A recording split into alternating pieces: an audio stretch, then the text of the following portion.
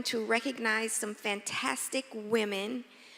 March is National Women's Month, and we would like to recognize some of our most fantastic women in the city doing wonderful things. And now I'm going to turn the mic over. Thank you. Good morning. Good morning. Thank you for everybody being here, embracing traffic and attending here in person. Thank you so much. Happy Thursday. We want to recognize, as Chairwoman indicated, two very special ladies this morning that, just so you know, we've asked each commissioner's office and the mayor's office to go ahead and share with us one particular person that is a key example in our community.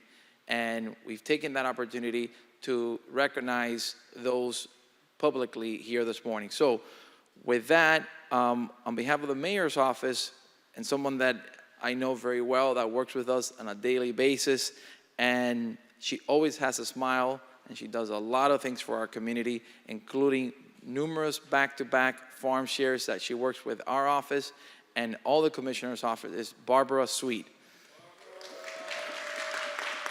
So if you can please join us, that would be great. You can join us up here. Thank you, Barbara. I don't think so. And Commissioner, if you would like to introduce. From my district, District 5, I would like to recognize Shalala Shentil. Would you please come forward?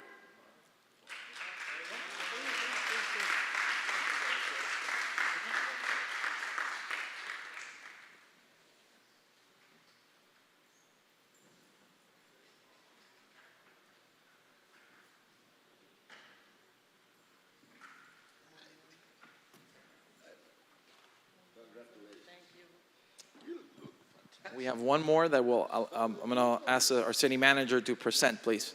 Yes.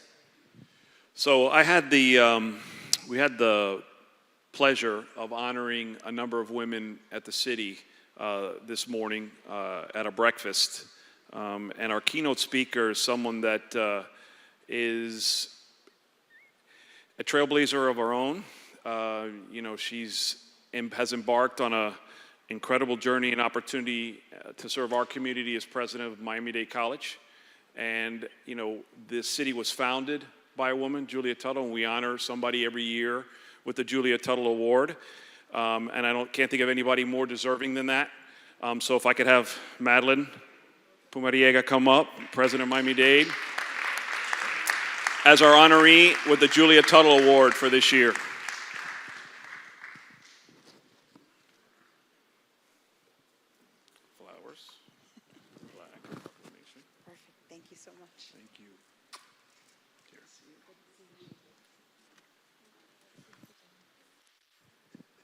If we can ask Gloria to join us, please.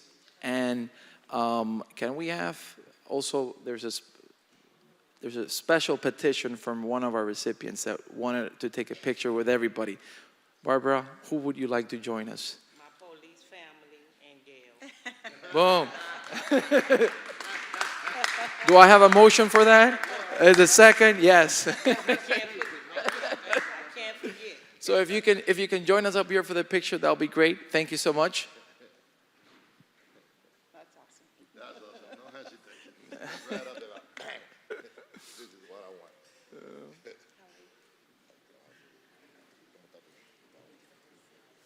Thank you, ladies. Good morning. We'll let them in there. Barbara, you want to make sure you want the chief as well, or should we ask him to? The chief can be there. Okay. Chief doesn't fit. No. I was like, Open it up. Balance it out a little. Balance it out. Underneath the seal. There we go. There we go. by the way, I don't think I heard a round of applause for anybody. Can we get a round of applause, please? Thank you.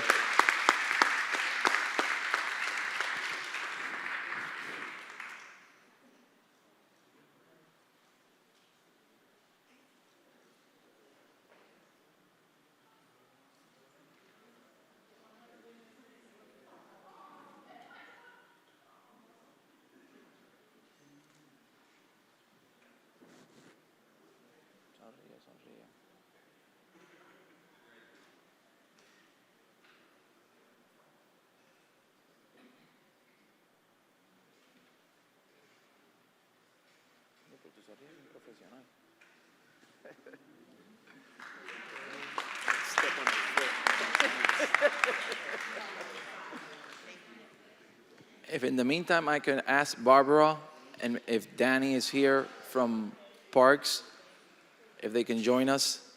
Barbara, if you can hear, if you're in the cow room, can you join us? I'm asking for the.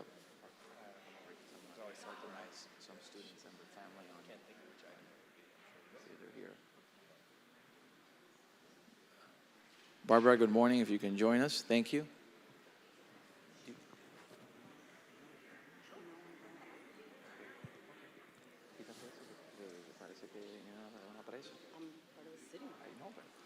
Okay, so we wanted to take an opportunity to recognize some amazing students and their teachers.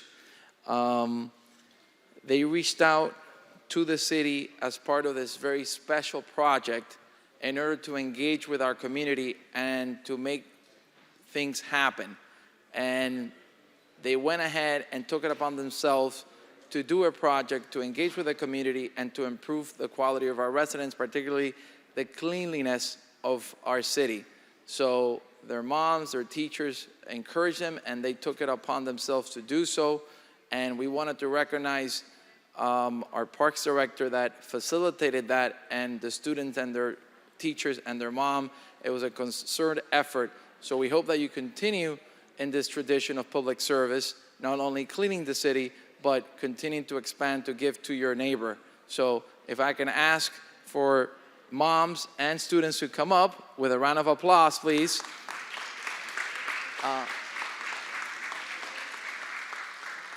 And if there were any doubts, we had some pictures of them cleaning Virginia Key. And I'm sure they had a lot of fun that day.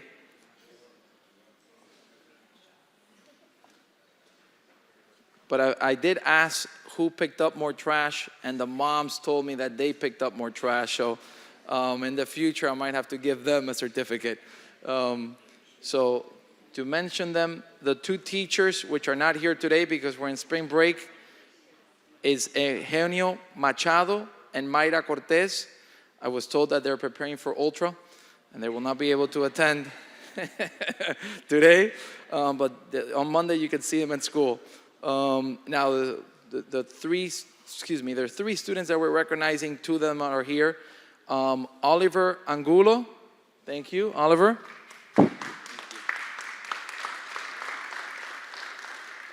And last but not least, Enzo Nucci.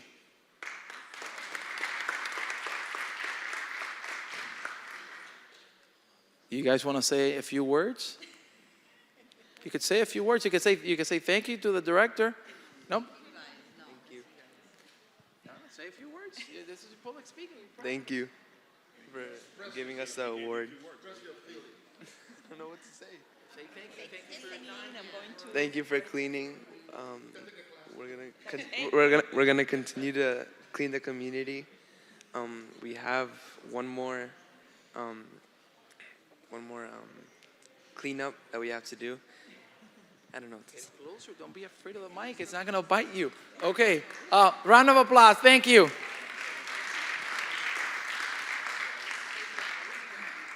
Yeah, exactly. Thank you. Picture? Okay. Picture.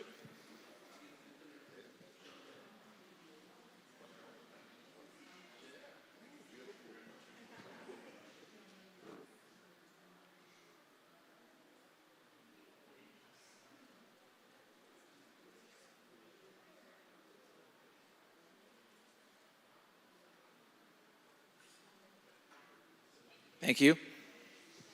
One more. Yes, ma'am. Okay. Oh, I will. I've got it. Okay. Well, Gloria, and then you. How do you not know about this? Because they told me like 15 minutes ago.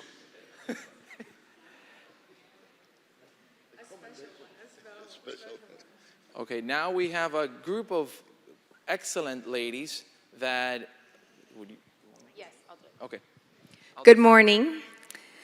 I'd like to welcome the Miami Outboard Club Auxiliary. Ladies, please come up.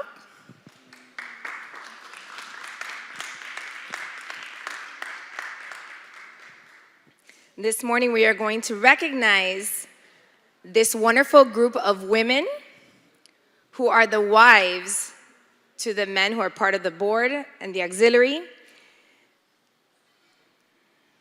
It is a commendation to the Miami Auxiliary Club, Outboard Club Auxiliary, who the wives of the members belonging to the Miami Outboard Club.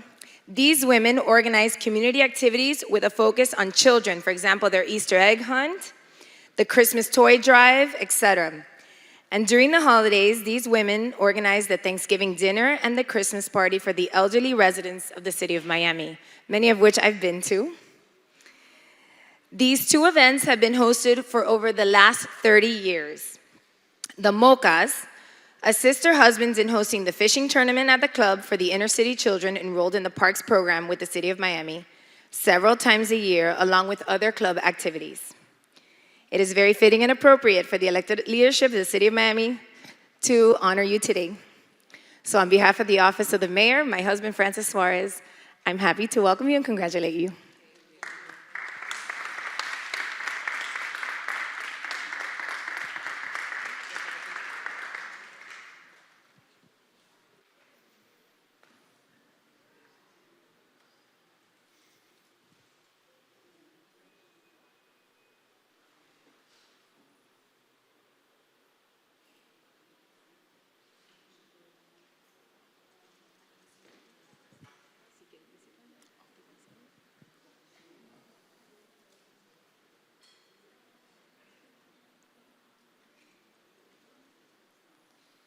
Ladies, would you like to say a few words? Anybody that wants to take the mic? Hi, good morning, everyone. On behalf of the Mocas, we would like to say thank you for this honor. The club, just a little bit of history, has been around since 1938, and not only wives, but I'm the daughter of a member. We have done a lot throughout the community. We have the Thanksgiving lunches. We donate toys to Centro Matter, and we deliver them. We also do inter-city fishing tournaments. We do a lot of things throughout the year, and we've been doing this for a very long time. So we're very grateful to be recognized. Thank you. Thank you. Thank you for your service. Thank you, ladies.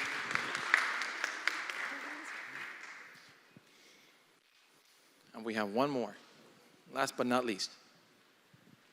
Thank you, Eddie.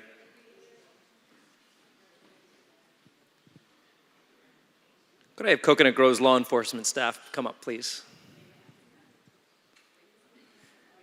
One of the things I did early on, several years ago as a commissioner, was wrote an ordinance removing all the gendered language from our city code. The city attorney's office combed through the code, thousands of pages, and changed all of the gendered language. And one of the things we changed was that all references to policemen now became police officer. So I'd like to recognize the police officers of Coconut Grove this morning. Please give them a round of applause. Commander Wesleyan Luis Francois, Sergeant Annette Valdivia, Officer Martha Alas, Officer Katrina Hernandez, CSP Eileen Rodriguez, and PSA Shirley Jean-Noel. This is also fitting this morning, and just to remind me, on my way into City Hall, I was 4 cars behind an accident. I witnessed a car flying into the air, turning sideways, and all the airbags deployed. I was the one who called 911, and a female dispatcher answered the call. As I was panicking, she calmly walked me through everything I needed to do to assess each of the drivers to make sure they were okay, how much they were bleeding, what the damage to the cars were, make and model, where I was. I was panicked, she was not. She instantly called both fire rescue and police, and the first officers on the scene were our female officers of Coconut Grove. And the way they handled the scene was so impressive to me. Again, unlike myself running around frantically, not knowing what to do, they instantly closed off the correct streets and addressed the injured drivers. And I was just very proud to even be there and see it. So very proud and fitting to honor you all this morning. Thank you for your service to Miami.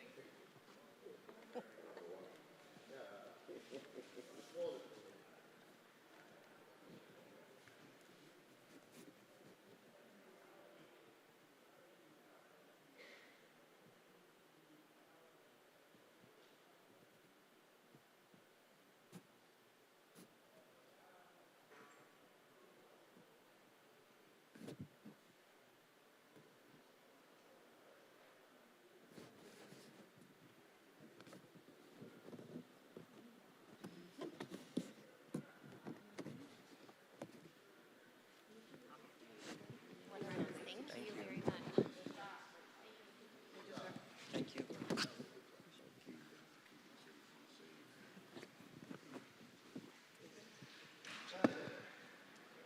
This will conclude the proclamations, presentations portion of our meeting. Again, I'm going to welcome you to the March 24th, 2022 meeting of the City Hall, City of Miami. At this time, I'm going to ask Rabbi Jacobs to honor us with a prayer to begin our meeting.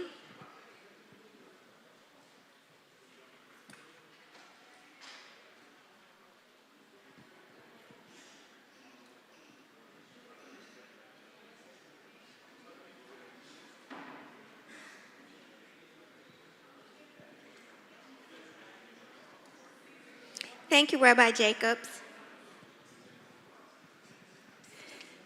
If I can ask everyone to please rise. Sovereign of the universe, thank you for sustaining us and allowing us to reach this moment in our lives.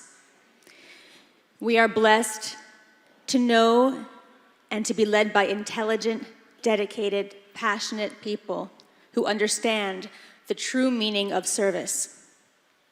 Please continue to guide our commissioners with a balance of compassion and truth, and allow our entire community to strive to find ways to embrace our world. Grant us the wisdom to learn, question, debate, and find solutions of excellence while granting us the flexibility to be open-minded to new opinions and ideas. Strengthen us with the willingness to be strengthened not only by the things that motivate us, but also by the people who support us. Open our eyes to see beyond surfaces with the vision to see deeper, especially into our own reflections. Open our ears to be active listeners. Open our hands to do acts of loving kindness with no expectation of reward other than the reward of understanding that our acts are for good. Open our hearts to be accepting, caring, patient, and empathetic human beings who desire peace. Allow our words to be proactive, not reactive. In times of fear, let us hope. In times of doubt, let us trust. Continue to give our lives purpose, O God. Individually and collectively, allow us to recognize the gifts we have to offer. Our gifts are for the benefit of future generations, and we cannot take them for granted. Bless us all with health, sustenance, joy, humility, true friendships, energized ambition, and realized dreams. May these words of my mouth and the meditations of my heart be acceptable to you, our God. May God bless you with all good. May God keep all evil from you. And may God fill your heart with wisdom and grace you with all truth. May God lift up his merciful face and shine on you for all time. And may God grant you eternal peace.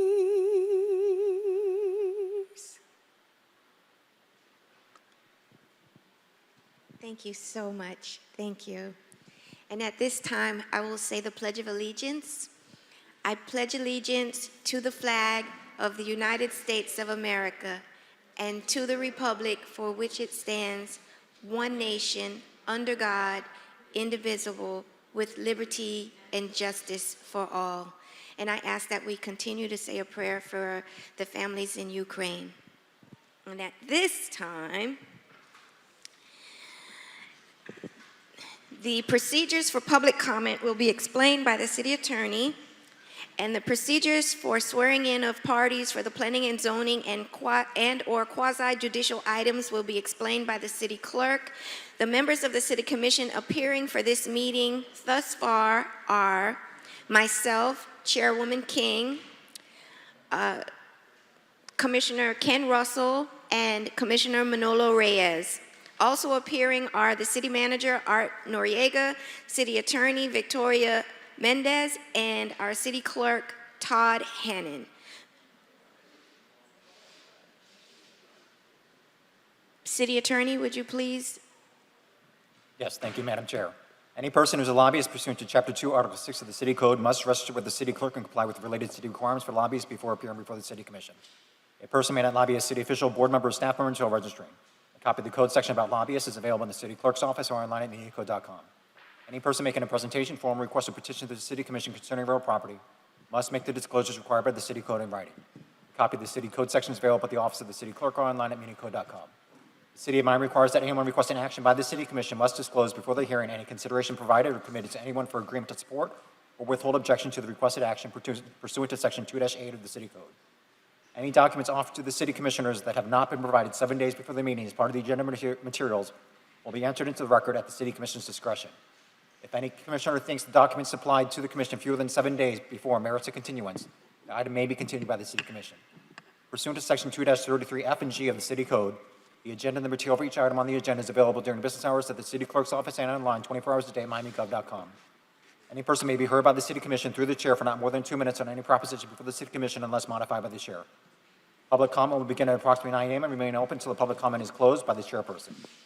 Members of the public wishing to address the body may do so by submitting written comments via the online comment form. Please visit miamigov.com/meeting instructions for detailed instructions on how to provide public comment using the online public comment form. The comments submitted through the comment form have been and will be distributed to the elected officials and city's administration throughout the day so that the elected officials can consider the comments prior to taking any action. Additionally, the online comment form will remain open during the meeting to accept comments and distribute to the elected officials up until the time the chairperson closes public comment period. Public comment may also be provided live at City Hall at 3500 Pan American Drive, Miami, Florida, subject to any and all city rules as they may be amended. If the proposition is being continued rescheduled, the opportunity to be heard may be at such a later date before the City Commission takes action on such proposition. When addressing the City Commission, the member of the public must first state his or her name, his or her address, and what item to be spoken about. Any person with a disability requiring assistance, auxiliary aids, and services for the meeting may notify the City Clerk. The City has provided different public comment methods and indicate, among other things, its public support, opposition, or neutrality in the items and topics to be discussed at today's Commission meeting, pursuant to Section 286.014, Subsection 4, Subsection C of Florida statutes. The public has been given the opportunity to provide public comment during the meeting within reasonable proximity time before the meeting. Please note, Commissioners have generally been briefed by City staff and the City Attorney on items on the agenda today. Anyone wishing to appeal any decision made by the City Commission for any matter considered this meeting may need a verbatim record of the item. A video of this meeting may be requested at the Office of Communications or viewed online at miamigov.com. Planning and zoning items will proceed according to Section 7.1.4 of the Miami 21 Zoning Code as temporarily modified pursuant to emergency ordinance numbers 13903 and 13914. Pursuant to emergency ordinance numbers 13903 and 13914, parties for any planning and zoning items, including any applicant, appellant, appellee, city staff, and any person recognized by the decision-making bodies and a qualified intervener, as well as the applicant's representatives and any experts testifying on behalf of the applicant, appellant, appellee, may either be physically present at City Hall to be sworn in by oath or affirmation by the City Clerk, or may appear virtually and make arrangements to be sworn in by oath or affirmation in person at the location by an individual qualified to perform such duty. Pursuant to emergency ordinance number 13903, members of the general public who are not parties to an action pending before the City Commission are not required to be sworn in by oath or affirmation. The members of the City Commission shall disclose any ex parte communications to remove the presumption of prejudice pursuant to Florida Statute Section 286.015 and Section 7.1.4.5 of the Miami 21 Zoning Code. Staff will briefly present each item to be heard. For applications requiring City Commission approval, the applicant will present its application and request to the City Commission. If the applicant agrees with the staff's recommendation, the City Commission may proceed to its deliberation and decision. The applicant may also waive the right to an evidentiary hearing on the record. The order of presentation shall be as set forth in Miami 21 in the City Code, providing that the appellant shall present first. For appeals, the appellant will present its appeal to the City Commission, followed by the appellee. Staff will be allowed to make any recommendations they may have. Please silence all cell phones and other noise-making devices. This meeting may be viewed live on Miami TV, the city's Facebook page, the city's Twitter page, the city's YouTube channel, and Comcast Channel 77. The broadcast will also have closed captioning. Thank you, Madam Chair. Thank you, Mr. City Attorney. Mr. City Clerk? Thank you, Chair. The procedures for individuals who will be providing testimony to be sworn in for planning and zoning items and any quasi-judicial items on today's City Commission agenda will be as follows. The members of city staff or any other individuals required to be sworn in or are currently present at City Hall will be sworn in by me, the City Clerk, immediately after I finish explaining these procedures. Those individuals who are appearing remotely may be sworn in now or at any time prior to the individual providing testimony for planning and zoning items and or quasi-judicial items. Pursuant to emergency ordinance number 13903, those individuals appearing remotely may be sworn at their location by an individual qualified to administer the oath. After you're sworn in, please be sure to complete, sign, and notarize the affidavit provided to you by the City Attorney's Office. Each individual who will provide testimony must be sworn in and execute an affidavit. Please email a scanned version of the signed affidavit to the City Clerk at thannon@miamigov.com prior to providing testimony on the planning and zoning item and or quasi-judicial item. The affidavit shall be included in the record for the relevant item for which you will be providing testimony. Commissioners, are you comfortable with the notice provisions set forth in these uniform rules and procedures we have established for this meeting? Yes. Chair, may I administer the oath for the planning and zoning items? Please. Thank you, Chair. Good morning, ladies and gentlemen. Good morning, ladies and gentlemen. If you'll be speaking on any of today's planning and zoning items, may I please have you stand and raise your right hand. Do you solemnly swear or affirm that the testimony you're about to give at today's meeting is the truth, the whole truth, and nothing but the truth? And your response is? Thank you, Chair. Thank you, Mr. City Clerk. Mr. Manager, at this time, do you have any items that you would like to continue, defer, withdraw? Good morning, Ms. Chairwoman, Commissioners, Madam City Attorney, Mr. City Clerk. At this time, the administration would like to defer and or withdraw the following items. RE4 to be withdrawn. SR1 to be withdrawn. FR2 to be indefinitely deferred. FR3 to be indefinitely deferred.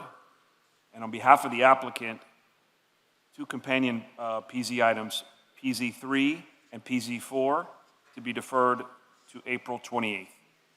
That concludes the items. Commissioner Russell, do you have any items that you would like to continue, withdraw, or defer? No, Chair. Commissioner Manolo? Reyes? None? Okay. I would like to defer PZ6 until July 14th.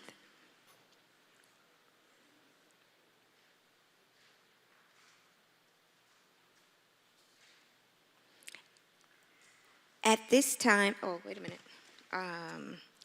Mr. City Clerk, do we have any mayoral vetoes? Chair, is there a motion for the continuances, withdrawals, and definitely Chair, deferred? for the order of the day, would you also like to add pocket items at this time, or no? We could. Do you have a pocket item? I have one pocket item on F1 signage for downtown. I'll ask the clerk to distribute it. That pocket item needs to be read into the record? It's not necessary, but it does help for public comment. I don't have it in front of me right now, so as soon as we have it, I'll Okay. All right. But it is duly noted. Okay. So may I have a motion and a second? Second. I have a motion and a second to defer or withdraw and continue the items that the city manager identified as well as the ones that I identified. And for the record, is it Commissioner Russell seconding the motion? Yes. And Chair, before you vote, just for the record, Commissioner Russell would like to co-sponsor RE2, RE3, and RE7, and Commissioner Reyes would like to co-sponsor or sponsor FL1. Chair, not RE7, the other two, yes. Oh, That was a mistake, my fault. So not, the other two, yes, but not RE7.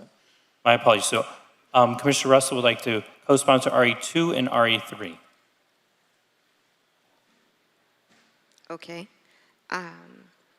So all in favor? Aye. Aye. Motion passes.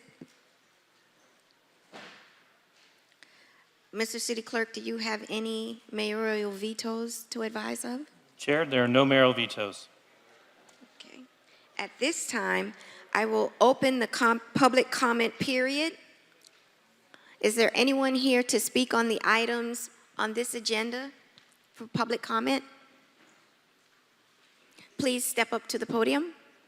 Madam Chair, just so that the public knows what the F1 signage item is about, is to place signs similar to when we had the Super Bowl in downtown. So just so, signage.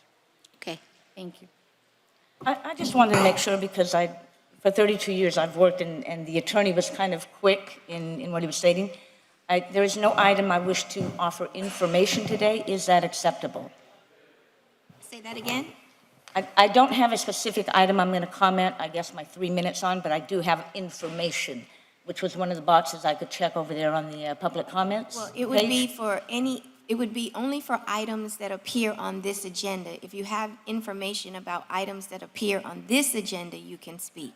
There's no other comments that I can make regarding the actions of another mayor and preventing me from entering my city hall for 365 days. No, not at this. You do have a venue to make such a complaint, but not here during the public comment period. I can have someone take you off to the side and speak to you about that, though. Perfect. And is the 2 o'clock meeting also under the same criteria that you have today? 2:30. So there's never an opportunity for an individual to come here and just make a comment about something about Coconut Grove, irrespective of what's on the agenda. So normally what occurs is that you come speak to the manager, you advise all the issues that you're having. If it is not addressed by the manager, then you can ask for a personal appearance. That's normally how it works. Okay, would that be able to ask for personal appearance today? Not today, but we could talk to the manager. All right, thank you. You're welcome. Sir? Hi, good morning. Good morning, Commissioners. James Torres, President of DNA. I'd like to bring up RE7, FR3, and DI2, all in reference to scooters. The DNA, once again, wants to put its position very clear. We do support the scooter program. However, if we're going to start changing verbiage and things that need to be done, we're okay with that. Removing the word revoke, I guess that's kind of a harsh word for everybody if they're trying to change things around. The only major thing that we're asking for, if we're ready to release the RFP into a permanent status, we would like a seat at the table to talk about that, and hopefully the number of scooters will be limited to about 1,000 instead of the numbers that we had in the past, because I think that's important to kind of control that. But again, just reiterating that we do support if we're going to move forward with the permanent program and the verbiage that you guys are wanting to change on that. Thank you. Thank you. Good morning.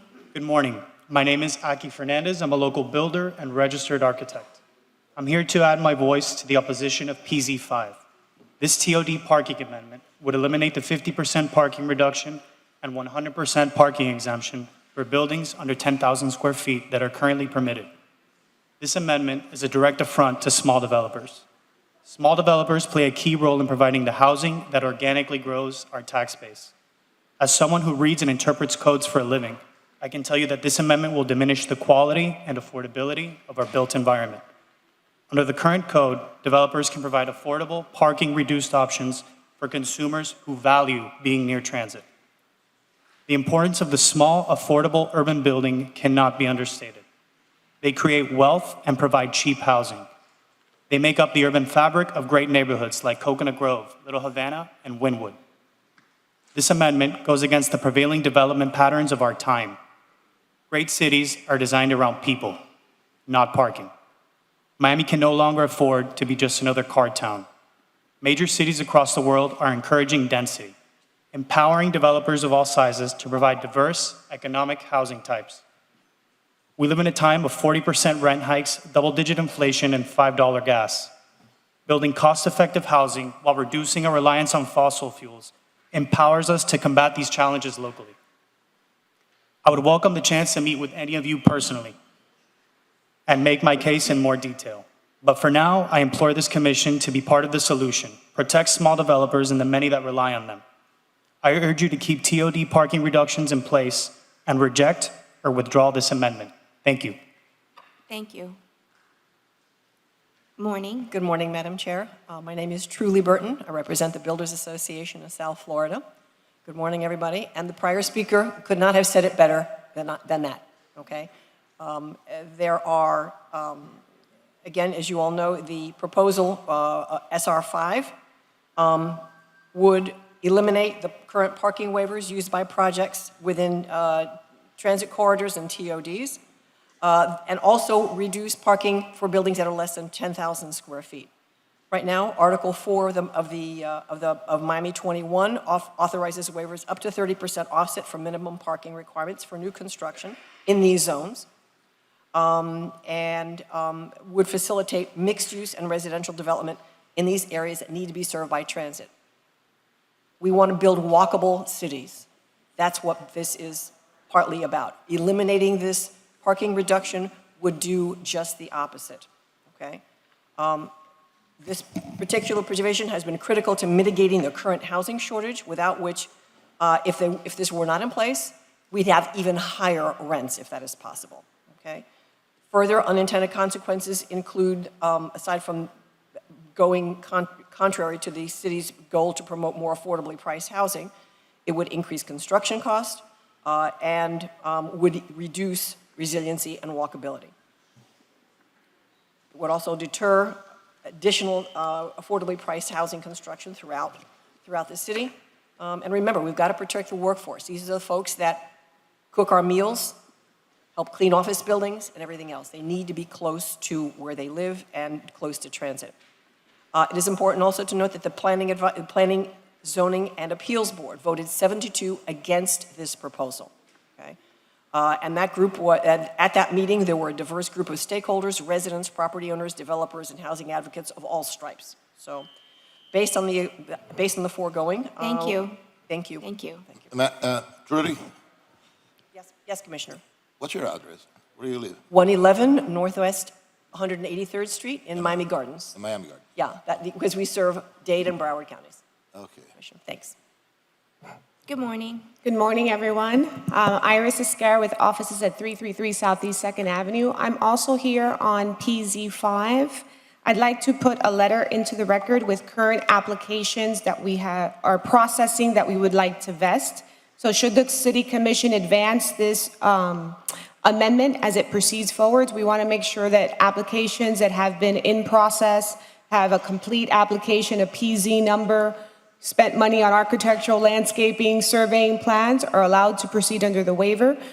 Of the 12 that we are currently processing, 11 are in Commissioner Russell's district and 1 is in Commissioner King's district. Those are because they're near the transit and the major corridors. So we want to put of record that we would like to vest the current applicants so that they can continue and not be set back in time to have to start a different application process should that advance. Thank you very much. Thank you. Good morning. Good morning. My name is Katrina Irwin, 2103 Coral Way. I am here today representing the youth wearing red and navy. It's midterm season right now at school, and our coalition worked hard writing speeches and organizing for this event. I am here today to ask you all to vote yes on allowing 2 youth members to sit on the Climate Resiliency Committee. I was saddened to hear that you all chose to make this important topic a discussion topic, which ended up silencing the majority of our coalition, as you could see here today. We should not silence the youth of Miami. We should uplift them. In September, you all were considering decreasing funding to the Office of Resilience. The youth of Miami were upset by this. Instead of doing nothing, we decided to use our civic voice and gather here as a coalition wearing red to ask you all to increase funding. Due to our advocacy, we were able to increase funding by $388,000. In 2019, the youth of Miami convinced the mayor and you all to pass a much-needed climate emergency declaration. If you can't tell by now, the youth of Miami get it done. We have the knowledge to help guide the city. Thank you. Madam Good Chair, I just wanted to clarify something because if we're going to have she sounded upset and I wanted to clarify. our code allows for these items to be a discussion item so that it's recommended to the commission, and then if they so choose, they bring the item. So I didn't want it to be lost that something was being done. Thank you. Could I request that some members of our coalition have the time to speak then? They absolutely have an opportunity to speak. Everybody has 2 minutes. Okay, great. Thank you so much. More people will be coming up to speak then. Okay, so it's as a courtesy because it's a discussion item, but if you'd like to have your voices heard, please. Yeah, we would love to. We worked a lot of hard. It's midterm season, as I mentioned. Are they going to get up? Great. Get up, everyone. Thank you. Go ahead, sir. Hello. Thank you for having me here. My name is Ethan Rosenzweig. I'm honored that I was selected initially, but we're all going to speak. I was born and raised in Miami Beach, and I've spent my whole life here. I am an ecosystem science and policy student at the University of Miami and an intern at the Xavier Cortada Foundation. In my curriculum, there are too many court cases favoring those who pollute and damage our planet, our home. I plan to go to law school to be an environmental lawyer to change this. I seek to hold those who destroy our home here in South Florida accountable. I cannot be the only one whose neighborhood floods when it rains. I'm not alone in anticipating a housing market crash due to the increasing natural disasters, flooding, and insurance costs. Miami will not magically sink underwater like Atlantis, but the everyday things taken for granted like plentiful drinking water, unimpeded roadways, and enjoying secure shelter at this gorgeous waterfront property will be increasingly vulnerable and at risk. These issues will not subside, they will only get worse. We must do better, there is no other choice. One can stick their head in the Miami Beach sand, but that does not change the reality that we must be more resilient to mitigate potential environmental disaster. This is indisputable. What this details is subject to debate, and that is why we have these committees. However, and I do not have the answers. However, you must also recognize that you do not have the answers. You must also be humble. The 2 youth voting member spots are crucial because we bring a more optimistic outlook. Some will believe that we have reached the pinnacle and the world is going downhill, but this is laughable, absurd, and selfish. We have risen to every challenge, and this will be the next. We need to start somewhere. Why not here, in this very room? Thank you. Thank you. Good morning. Good morning. Thank you all. My name is Adam Roberti. I live at 3621 Southwest 3rd Avenue, Miami, Florida. I'm born and raised South Floridian from Hollywood originally, and then I moved here about 8 years ago to go to the University of Miami. When I was in high school, I wanted to be a marine biologist. I wanted to go diving. I wanted to go play with sharks and corals. And I got to the University of Miami, and I found out that that might not be what I get to do. And the reason is because we are actively destabilizing our climate.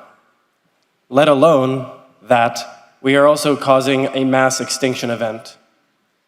Let alone that we are acidifying our reefs, causing our oceans to rise. We are actively doing this with full knowledge that it is because of our greenhouse gas emissions. Yet we do not stop. It is critical that we add 2 youth voting members to this resilience committee because from my experience, for example, in November I went to COP26 in Glasgow, Scotland. It was the youth who had urgency. The adults were speaking niceties, but we need action now. We need change now, and we are going to get that with youth at the table. Thank you. Thank you. Good morning. Good morning. Thank you, Madam Chair, for allowing us the opportunity to speak today. My name is Nicholas Duran, and I live at 145 Southwest 27th Road, and I'm here today to urge you to vote yes on adding 2 youth members to the Climate Resilience Committee. Miami is on the front lines of the climate crisis. I was born and raised in this city, and over the years I've watched as sunny day flooding has crept slowly higher and higher into our streets. Danger days from extreme heat have become more and more common, and fossil-fueled hurricanes have become an increasingly dangerous threat to our coastal communities. Luckily, we know what the solutions to the climate crisis are. We need an urgent and just transition to clean, renewable energy to secure a safer, healthier future. A future in which our communities have access to resilient and reliable public transit, regardless of zip code, a future free from food deserts, wherein everyone has access to healthy, nutritious food, a future wherein everyone in Miami has clean air to breathe and clean water to drink. I strongly believe, as a born and raised Miamian and millennial, that this movement to a fossil-free future must be led by those in my generation and in my community. We are the ones who will feel the greatest impacts of the climate crisis. It is our future that are truly on the line. I urge you to look at all the youth who have taken the time out of their busy lives to join us here today and listen to our pleas. So please, vote to pass the discussion item 1. Thank you. Thank you. Good morning. Good morning. My name is Luke Norris, and I'm 19 years old. I've lived in the great state of California all my life until I had the privilege of attending the University of Miami last fall. There are so many things I love about California: the people, the food, the cultures, the communities, and the natural beauty. I've grown up lucky enough to experience our lakes, rivers, the Pacific Ocean, majestic redwoods, hills, and mountains. But there are also things I've noticed as I get older. More of the beach sand is littered with plastic, severe droughts that last for multiple years and force us to adapt with water use restrictions. During our fire season, community events and school days are canceled because the air is too hazardous to breathe in. Forests I grew up camping and hiking in are destroyed, and my sister's home is burned down, while her and thousands of other citizens flee for their lives. Scientific literature tells us that these droughts and fires are increasing in frequency and intensity due to climate change. While Miami has plenty of water, our groundwater is threatened by saltwater intrusion and sea level rise. In the future, people may have to flee their homes, not because of fires, but rather more intense hurricanes and frequent flooding. But now is not the time for hopelessness. It's a time for action, compassion, and strength in community. And adding 2 youth positions to the Climate Resiliency Committee is a great start. This is an amazing opportunity to empower young people and show that concern for the future of Miami and our world is taken seriously. I hope this resolution is passed, and I voice my complete support for it. Thank you. Thank you. Good morning. Good morning. My name is Alika, and I'm an FIU sustainability student. I'm here because I believe climate change is the most pressing issue of our generation, and we deserve to have our voices heard. I also believe it is our duty to give a voice to the voiceless, such as endangered species and natural ecosystems. I'm in a position where I don't know if I can bring children into this world because of sustainability issues. This is why we need 2 youth voting positions on the Climate Resiliency Committee, as we were promised by Mayor Suarez. The youth is facing an existential crisis regarding the futures and having representation that can make them more hopeful. Working together, we can fight for 100% renewable clean energy and to incentivize solar panels in our beautiful Sunshine State, and increasing solar access in historically low-income communities. Addressing these issues in food justice by increasing access to local gardens and affordable farm stands. We can also increase protection of native species and build more green spaces and increase tree canopy. Thank you. Thank you. Good morning. Good morning, Madam Chairwoman. My name is Matt Ellis Ramirez. I'm a student at the University of Miami studying ecosystem science and policy. And I grew up in Guatemala, and I was displaced because of flooding. I wish I had a resilience committee back then, and I want to advocate for Miami. Miami's the most vulnerable city according to Scientific American, and we have this opportunity to speak up. I know a lot of my colleagues and class members also care so deeply about the climate that it's constantly in the back of our heads. Climate and advocacy has become an after-school activity, and textbook examples like Miami are not just things we study, but we have to live and understand. So having 2 young people on this committee would mean you have somebody who's deeply staked in this work, in this community, alongside everyone else. And that's all we're really asking for, and I want to urge you all to vote yes on having these 2 positions. Thank you. Thank you. Good morning. My name is Christine Jules. I'm a junior at Master Academy. I'm here today as an advocate for Miami. As we know, the sea levels are rising due to climate change.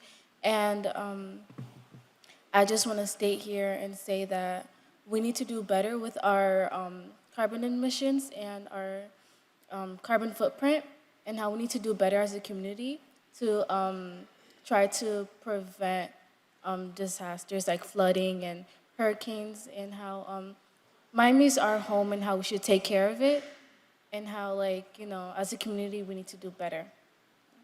And I hope we pass this resolution. Thank you. Morning.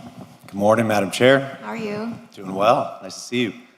Commissioners, Steve Warnick, 2501 Swanson Avenue with law office at 320 Miracle Mile, Coral Gables. I'm here on item PZ5, which is about rolling back the parking waiver for TOD in transit corridor areas.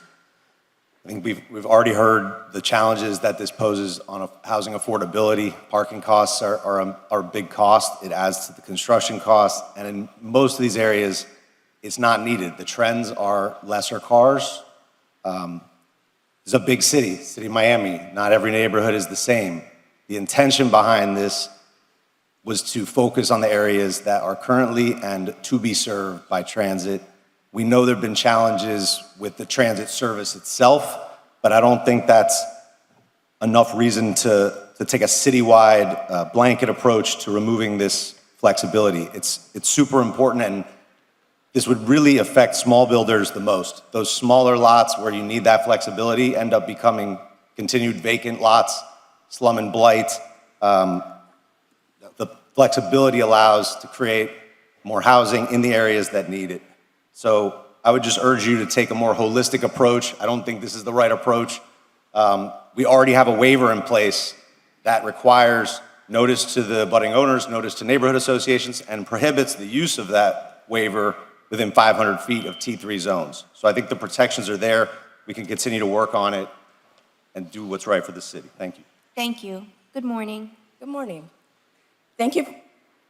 Thank you so much for this opportunity to provide comment on this agenda item concerning the addition of youth voting member positions for individuals age 18 to 30 on the Climate Resilience Committee. My name is Kyra Ellis, and I am 22 years old, and I've been living in Miami for 4 years and in Florida for 10 years. I'm currently a law student at the University of Miami, where I'm an intern at the Environmental Justice Clinic. The idea of adding 2 youth voting member positions for individuals age 18 to 30 was Mayor Suave's position, and it was introduced October 27th in 2020, and it stated that the legal department was looking into this as a potential item to bring youth into the climate conversation in Miami. It is my generation that will face the devastating effects of the climate change and sea level rise in South Florida. Youth voting members would be one of the several forward-thinking climate and sustainability policies recommended by this committee. Mayor Suarez has promised us the creation of this youth council for quite some time, and it's time he delivered on this promise. Adding the voice of youth to the Miami Climate Resilient Committee will show that the city truly values the opinions and civic involvement of younger generations. Through this committee, we hope that it will commit to 100% clean, renewable energy goal.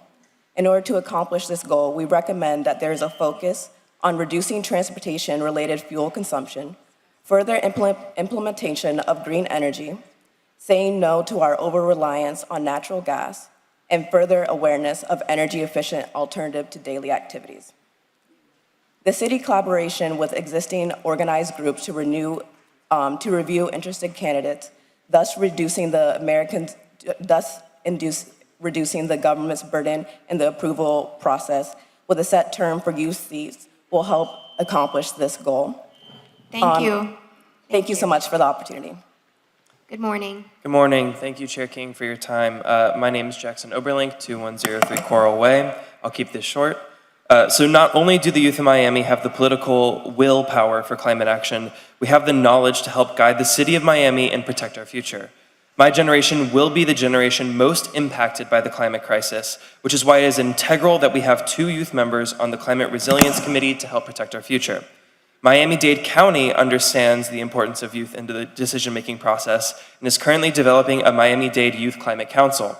In fact, 3 years ago, when we passed the Climate Emergency Declaration, Mayor Suarez also thought it would be a good idea to have youth involved in the decision-making process. 3 years later, and there are still no youth leaders sitting on the city's Climate Resilience Committee.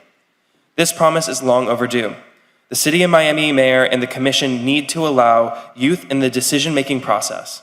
It is our future at stake, which is why I urge you to vote yes on allowing 2 youth leaders on the City of Miami Climate Resilience Council. Thank you. Thank you.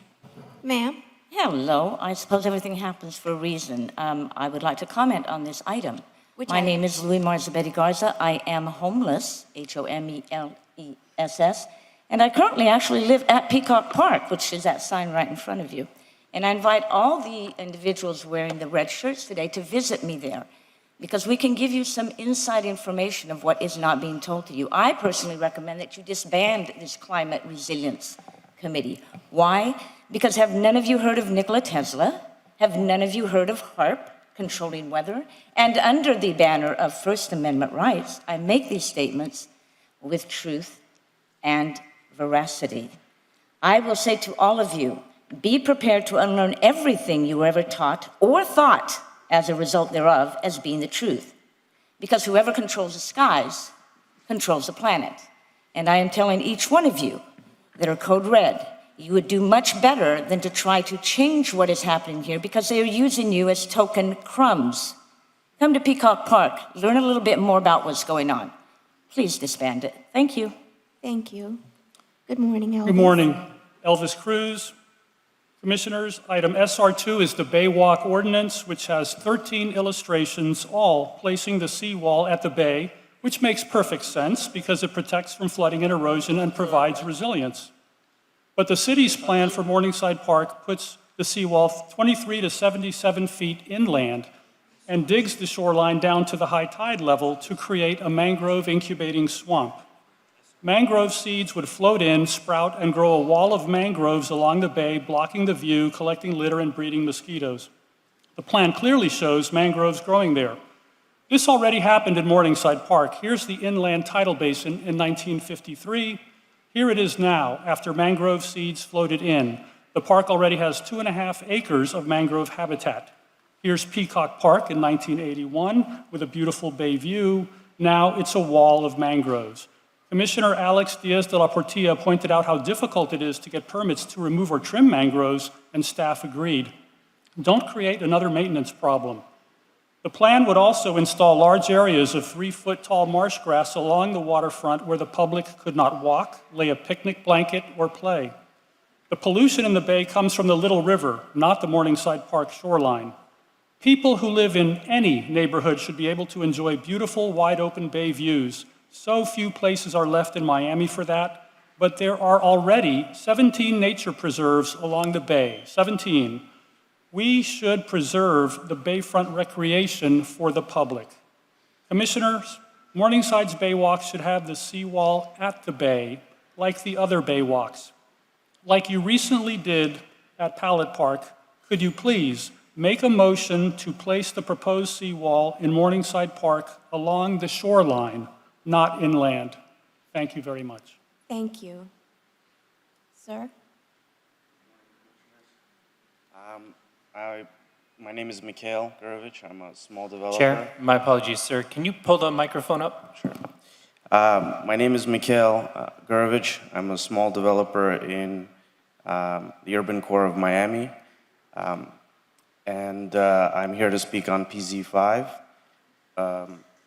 As of today, we've built a 3-story, 12-unit building in Little Havana, thanks to the ability to forego parking. Otherwise, this project would have never come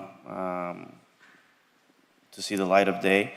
And we've been able to house over hundreds in the last 2 years of young professionals who want to live and work in the urban core. And this project would have, again, never been possible. And all around, our project is in Little Havana. All around, we see vacant sites that attract crime, dumping, homelessness. And so I urge the Commission to vote no on PZ5 and allow Miami to grow and prosper the way it should. Thank you. Thank you. Are you coming to speak? Did you speak already? Yes, please. Did you speak already? I did not. Please. Thank you. Hi, my name is Gianna Hudden, and do I have to say my address? If you don't have to, if you don't want to. Thank you. And I'm speaking, supporting the CRC Youth position. I am from Miami. I was born here. I love it here. We are surrounded by the environment. It's what makes Miami, Miami.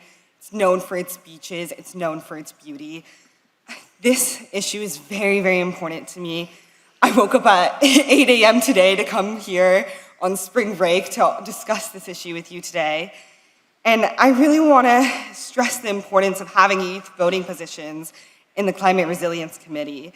My mandate is already in the process of creating a youth climate council. You are not alone in adding this position.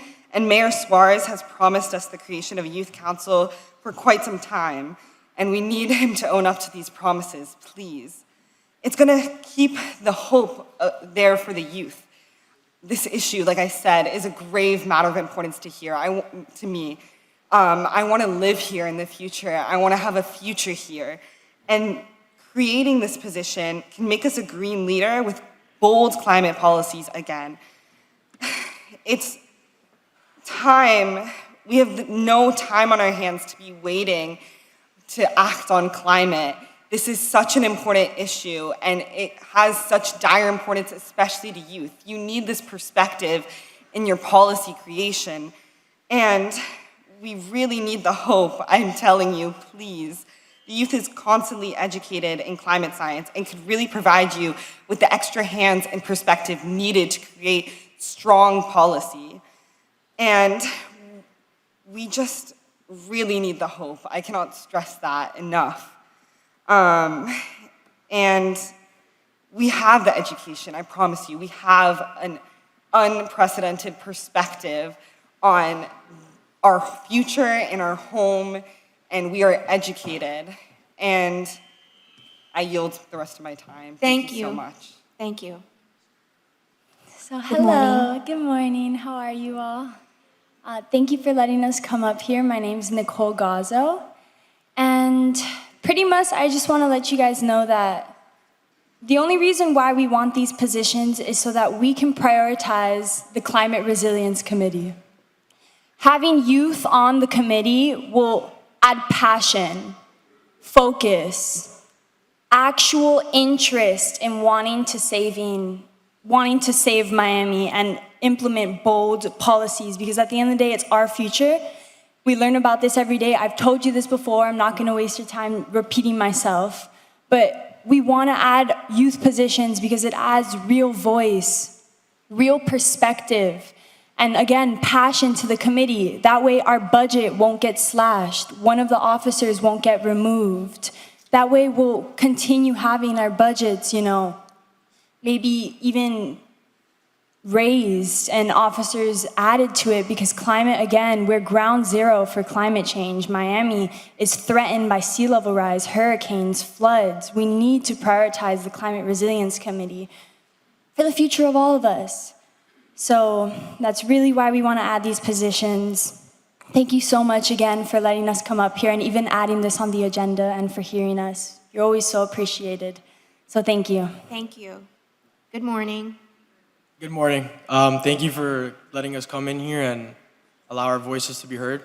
I'm Ryan Bermudez, and I do want to add these youth positions to the council, truthfully, because we are the future of the city of Miami.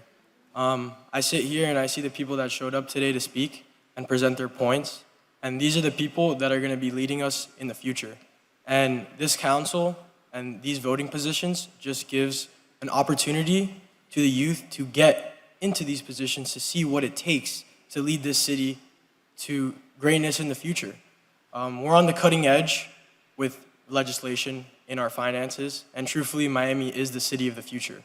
We should be doing whatever it takes to put our youth in positions to learn about how to lead and the things that we can do to make the world a better place. And truthfully, we can start with the environment. It's something that pertains to all of us and we all share. So giving us the opportunity to have our voices heard, have voting opportunities, and bring tangible change to the environment is something that we shouldn't shy away from and be afraid of. And I'm very grateful that you guys give us this opportunity and are willing to hear our voices today. So thank you very much. Thank you. At this time, I will be closing the public comment.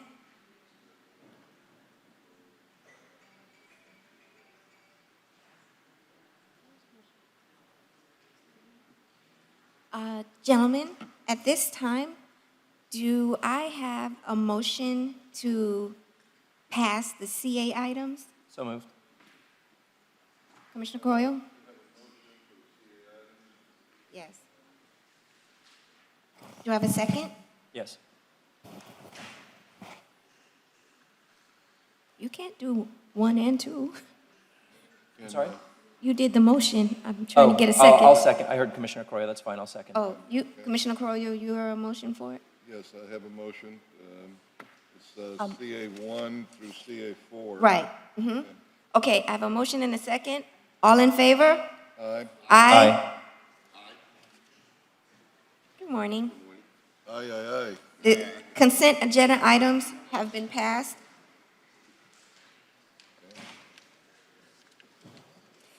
Joining me now are my colleagues, Vice Chair Commissioner Joe Carollo and Commissioner Alex Diaz de la Portilla. Welcome. Good morning. Buenos dias. Gentlemen, do you mind if I take an item out of turn? I would like to address discussion item 1. May I have a motion to add 2 youth members to that? Madam Chair? It is a discussion item, so I believe you would have to amend the code, if I'm not mistaken, Mr. City Attorney? That will require an ordinance change. Obviously, if the desire is of the commission to pass on first reading, that ordinance change, we can do that today. Okay. Or you can just do a discussion and a directive for us to bring something back. Okay. Say that again, Barnaby, whatever we need to do so I can get a motion for that. So in order to add the 2 additional youth members to the board, it would require an amendment to the city code. The first option is, obviously, if that is the desire of the body, then you can pass a resolution directing our office to bring back that legislation on the April 14th agenda. The other option, though, it's not The preferred option. It's not the preferred option, especially with the city attorney whispering in my ear. You could pass it on first reading as a pocket today, with second reading come back in the future. But the desire, the better practice is to have a directive for us to bring something back in order to properly notice it for the public. Okay, so may I have a motion to have the city attorney's office draft an ordinance to include language to add 2 youth members to the Resilience Committee? Also move it. Second. And I would like to ask you a question. Is there any, or maybe the city manager, is there anything right now that disallows that from happening? The ordinance or the? Who can name, whoever could be named to the Resilience Committee, is there anything right now in law that does not allow that to happen? Not that I'm And aware of. if one of us wants to name someone who's 18 years old, can we do that now? No, we gotta Oh, okay, that's what I want to do know. what we're doing now. Okay. Okay. Well, I'm not sure about that. How many members Can do we have can now we that- We have- clarify one little, that's a very good question. Todd, are there vacancies right now on on that committee? That's, I think, the question, and maybe they can appoint some today, because I don't think there are any notice provisions. Correct, and I just need a moment to be able to, because I just don't have it with me right now. Because my question, I'm sorry, Madam Chair. Wait, let me answer his I'm sorry, question. yes. Commissioner, How many currently there are members? 9 members, and they're asking to add 2 youth members. And they, I want to do it while they're How here. long have we had this board? Mr. Clerk? 8 How long years. have we had this board? But Constituted in 2015. I would have to look at it, I just don't know off the top of my head. Well, I'm just trying to figure out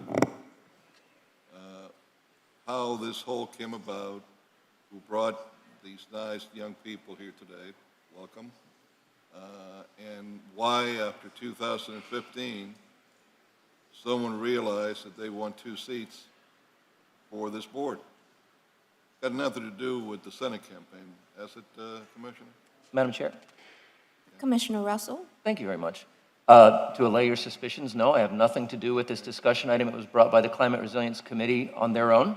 And the first I heard of it was in my briefing. I'm happy to sponsor it. We have precedent for this. The board was originally created as the Sea Level Rise Committee in 2015. It was sunsetted by this board and reconstituted to include a new seat for social justice. So we've done this before. We added a seat before. But no, this has nothing to do with my United States Senate campaign. Thank you. Having said that, can someone explain to me the makeup of the 7 individuals that we have, 9 individuals that we have there now? I might want to see maybe one-eye drunken sailor there too, you know. They might have a lot to say, but I don't know how many of those we have in Miami, but, you know, I'm sure at least you have 2 or 3. Ma'am? How many Hi, do we good have? morning. My name is Alyssa Farina. I'm the Assistant Chief Resilience Officer for the city. And our office oversees the Climate Resilience Committee. Currently, we have 9 members, so we have no vacancies. We, in the past, have had requirements for what the makeup of the committee should be, to your point. We currently have an architect, a land use attorney, multiple scientists who work with the University of Miami,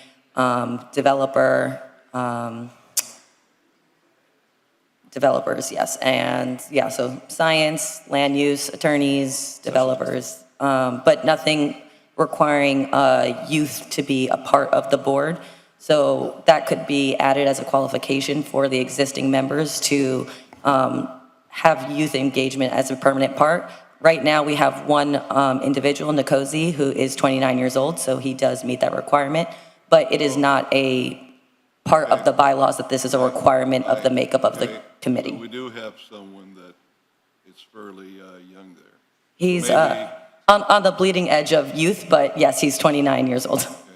And it's, again, it's not a requirement of the makeup, it is just happenstance that he's on the committee. Well, since this committee has been around since 2015, before I came back from my hiatus, before at least 3 of us were here, 4 of us were here, and thank you, Chair. It's now that it's been realized that there has to be a need for someone very young, which is fine. Youth can contribute in many ways. I was 24 when I became the youngest commissioner, and I'm told by the longest-serving mayor that I did contribute. I was also 18 when I became the youngest law enforcement officer in the state, so I can tell you that youth can contribute. However, after so many years pass, and I see what appears to be an organized effort with T-shirts that are the same that I don't know who paid for, I have to wonder, is there some college professor that maybe has organized this, and a lot of these youth are part of a class or something? Or? They were organized by a local nonprofit, the Clio Institute. They're all right, brought so together.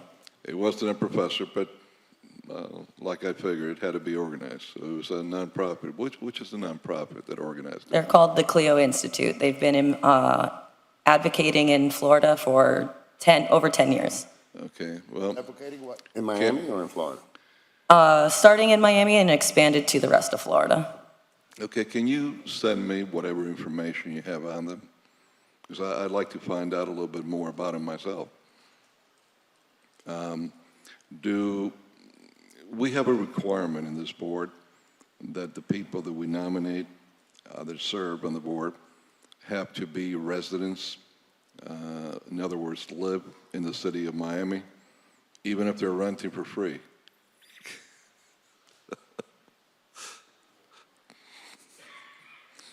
Chair. Do we have a requirement? According to the code, the committee shall consist of 9 voting members who shall be city residents, work in the city, own a business in the city, or own real property in the city.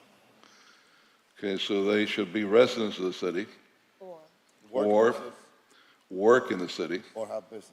or have business in the city. Property. Or own real property as well. Okay, or own real property, not necessarily a resident. Do we know how many of the 9 members actually live in the city of Miami? Off the top of my head, I do not. Do you,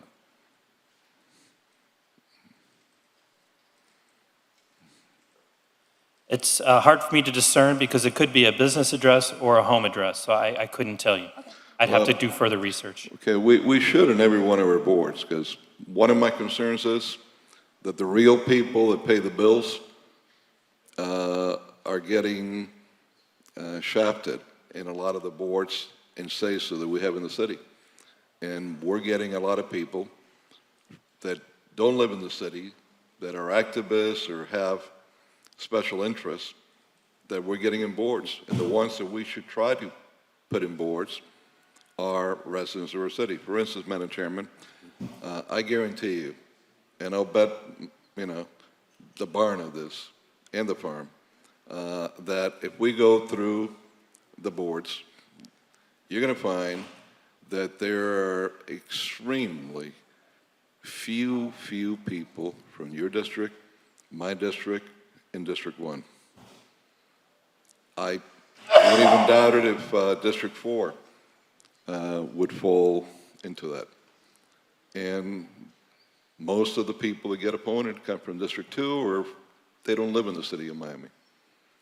And, I think we have to go back to the foundation of the city. Why should people that live in Pinecrest and Coral Gables and Aventura, be telling us how to run our city? So we have to find some balance to that.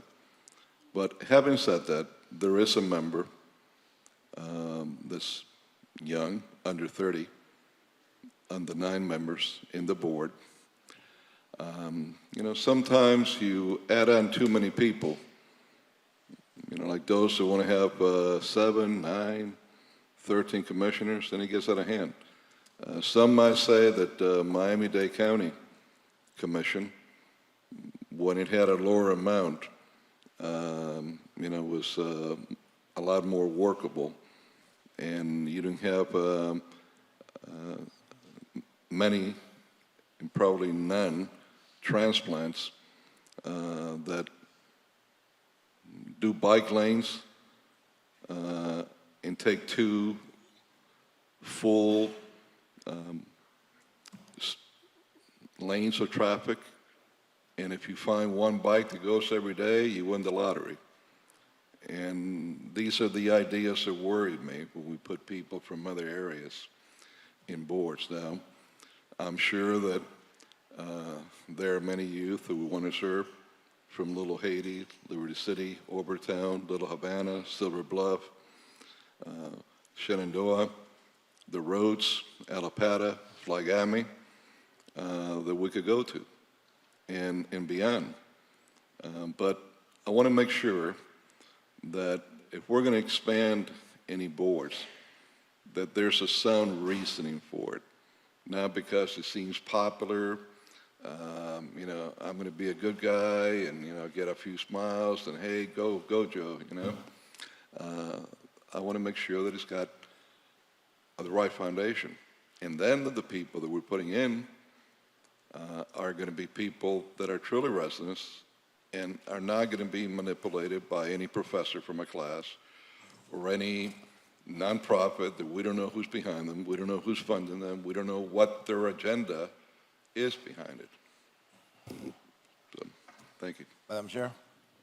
I think Mr. Commissioner Diaz de la Portilla had a comment. I had a comment, but I think Commissioner Carrillo covered a lot of the concerns that I had. I agree, it's called packing. When you take a committee and you don't like how they're moving in a certain direction, you add additional members. It's called packing. And you add people from a particular nonprofit. I don't know, it may be a good nonprofit. I have no knowledge of the Clio Institute. I don't know their background. I don't know what the motivation is behind this. And I do agree with you, Commissioner Carrillo, that it should be people from Miami, people that live and pay taxes here, because this is a representative democracy, right? We are all elected from different districts. So we should have people that are part of our community, of our city, not people from other places coming to try to come perhaps, and I'm not saying that's the reason, but perhaps with a different agenda. And I think it's important that we focus on naming people from Alapata, from Overtown, from Liberty City, from different parts of the city, where really people that really know our community are part of our community. The second thing that I want to talk about is the lack of detail from our city official on not knowing the composition of this board, and you have to get back to us on something that is on, before this body, why do you not know who they are and whether they live in the city or not?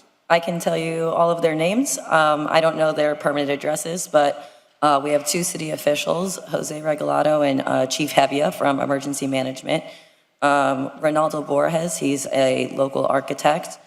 We have an individual, Rodrigo, who works with Swire Properties. We have Avra Jane, local developer. Amy Clement and Patrick Rinn, who are the chair and co-chair of the committee. They're both Grove residents and work for the University of Miami. Who am I forgetting? Oh, Wayne Pathman, who was the chair for many, many years. He's a land use attorney. And there's one individual that and Nkosi Muse, who is a PhD student from the University of Miami, who is the social justice, social involvement appointee to the committee. And all of the members on the committee, they're appointed by you all and the mayor. Right. And what's a social justice member, and how did that come about? How do you fall into that category? This is someone who has expertise in equity, and their role is to think about, our residents, like you said, in Allapattah, in Overtown, in Liberty City, and make sure that their voices are brought forward. So that person is appointed to just really advocate on the behalf of our low to moderate income communities. And isn't that what we're supposed to be doing when we name people to these boards? Can you repeat the question? Yes, that's what we do when we name people to these boards. I think Commissioner Reyes. But I'm not done yet, Madam Chair. Allow me, because you allowed Commissioner Carroy and everybody. Allow me to ask my questions, if you don't mind. Go right ahead. Thank you. So the question becomes, the next to last question. Can we appoint whoever we want right now? Yes, sorry, go ahead. Irrespective of age, over 21 or 18, whatever, according to city charter? There is no language dictating age in the bylaw. In the past, there has been language dictating what type of expertise should be on the committee. I'm not quite sure if the bylaws still include that language, but there is no there's no age limitation on the appointees to the committee right now, and everyone has a term. There's no minimum age requirement right now? There's no minimum or maximum age. Of course, because that would be illegal, right? So, Madam Attorney, final question. Madam Attorney, are we able to name, if I want to name a member to that committee today, can I do that? Or after we pass this on the 14th, I think it is? Right now, your committee is full. You have all 9 Right. people. I haven't named the member, so that's why I want Todd to know, to tell me, so I can know. Yes, sir. If you wanted to appoint someone today, you could. Yes, sir. Okay, so I can appoint I may want to do that shortly. Is that okay with you, Madam Chair? Your current appointee would vacate, though. The current Of course. appointee is a holdover from the previous Yes, commission. for the previous administration. So I have, so before we start stacking a committee, let me get my appointment in, which I'll probably try to do today. And I promise it'll be somebody who's young. And because nothing precludes me from doing that right now. The ask here is just to make it a. But I'll make it somebody from Allapattah, from District 1, the district that I represent. Of course. And I know that every commissioner here would like to do the same thing. People that live in our city, not that own businesses, but that live in our city and pay taxes in our city. And if you want the person to be young, I agree. I think there's a lot of value in youth. I started in politics when I was 14 years old. And Commissioner Carroyo I was elected when I was 26 to the State House of Representatives. Commissioner Carroyo was the youngest, I think the youngest commissioner ever. So I think, and of course, Commissioner Reyes represents the oldest one here in this dais. Absolutely. So I think that Absolutely. having people But there's a lot. The oldest person that was elected commissioner of City Man. I'm real proud of it. Yeah, and well, I'll tell you, with age comes a lot of wisdom and a lot of experience in real life, in the real world. I think young people should take that to heart. Age brings wisdom and experience, and that matters. And a lot of the good decisions that are made by people who've been through a lot of things and understand our community, especially people from here that want to do the best for Miami. So it's important to have young people, but it's also important to have experienced people and people with knowledge and people who have lived life a little bit more. But a young person can add a different input, a different vigor, different. I agree with that too. Yeah, so the ask is just to make it a permanent part of the committee in some way, so that way when you all leave your positions, that point of view is not lost. Of course. Thank you. Commissioner Thank Reyes? you, Madam Chair. Thank you. You're welcome. Commissioner Reyes? On my term now? Yes, please. Oh, my God. Okay. I'm going to be brief. I have a couple of questions. You said, ma'am, don't go away. You said there is no age limit? I mean, it has to be over 18, right? Over 18, yes. Over 18, So, okay. yeah, that is the minimum. Okay, okay. You know, I'm old, but I was young once. And I remember that all my life I've been very active, you see, on social issues. While I was at UF, I was very active and all of that. And I really welcome, I encourage the youth to participate, not only in these committees, but participate in politics. Be aware what's going on. Be aware who's going to be elected. What are those people, I mean, are they qualified? What are they promising? But be always active, because it is your future. And I was very active when I was young, long time ago, but I was very active. I'm still active. And therefore, I support, I'm making it, you see, those two positions that they should be between certain age, they should represent our youth, you see. And that's why I'm in favor of it. There are 9, they're going to be 11. If they have problem now with having quorum for 9, it's not going to be much different having 2 more, you see. But I do agree that they should be City of Miami residents, you see, or they should have businesses here. But young people, you're not going to have businesses because most of you are students. I encourage you also to keep on going to school, you see. I'm also a teacher, you see, and that's why I have to preach all the time that I get a chance.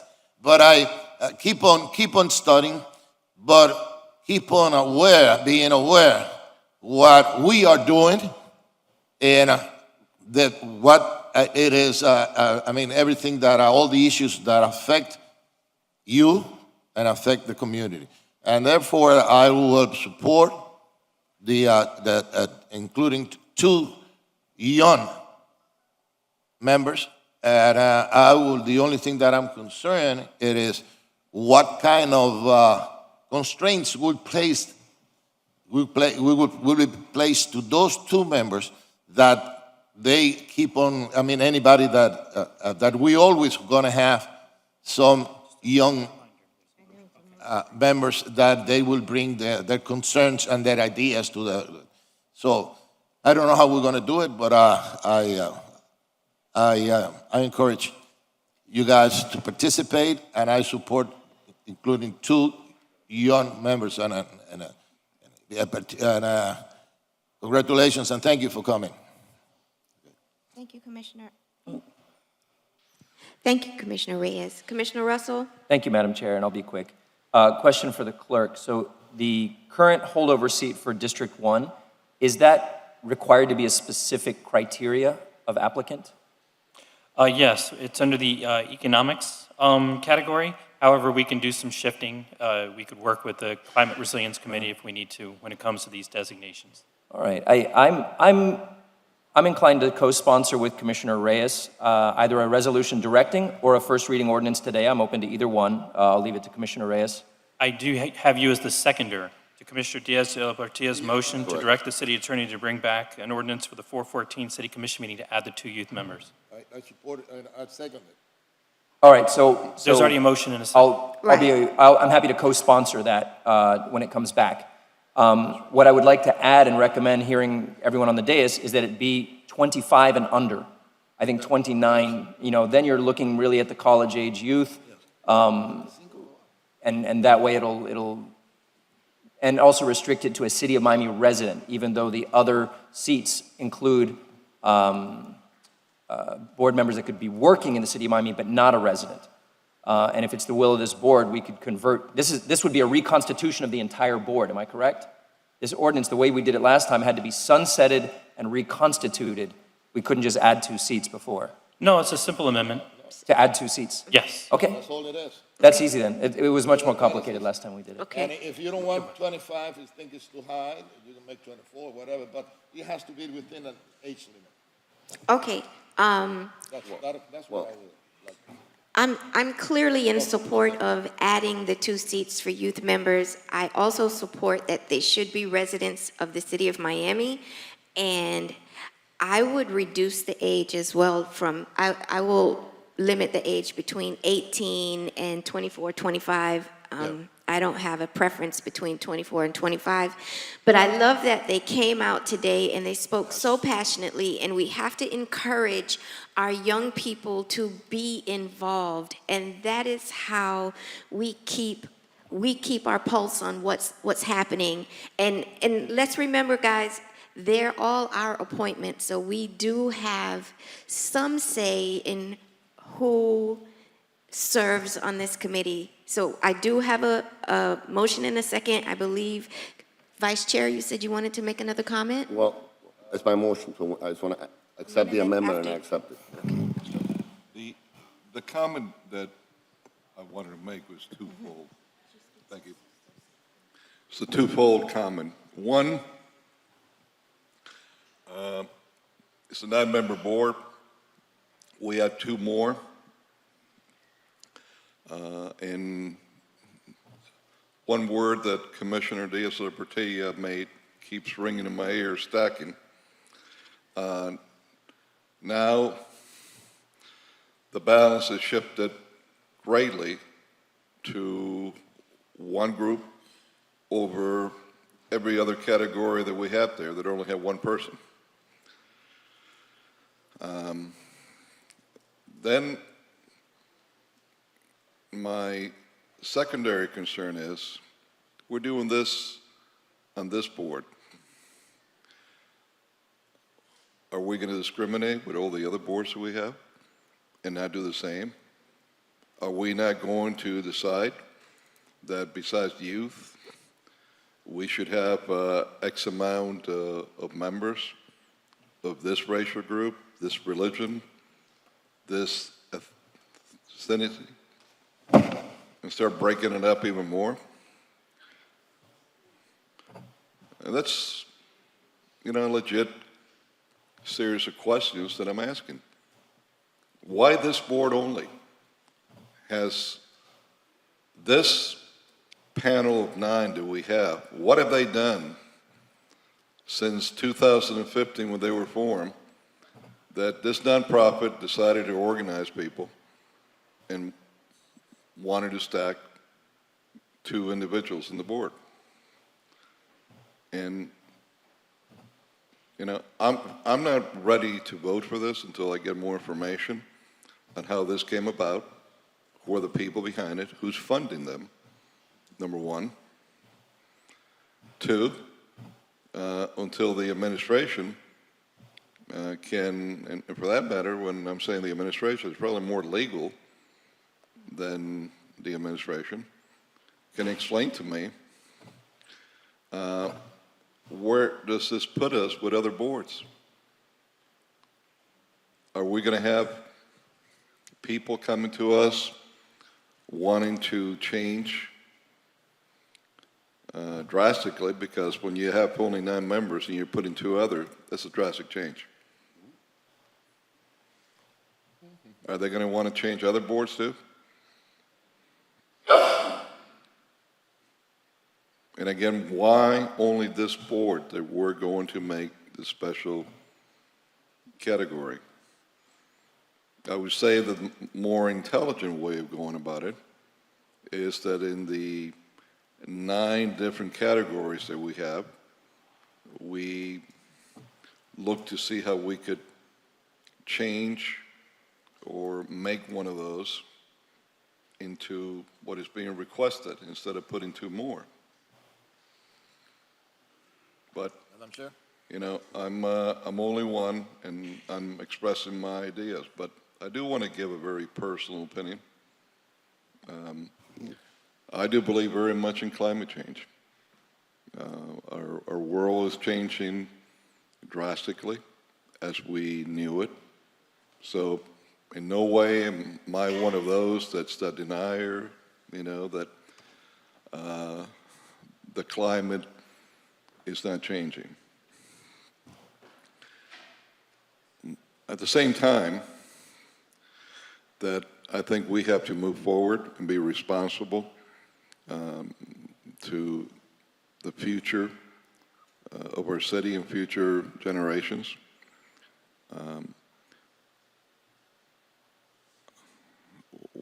Most of what's going to happen is not going to happen tomorrow or the next day, even though there are areas that we're seeing some change already in that is affecting us. But you know what?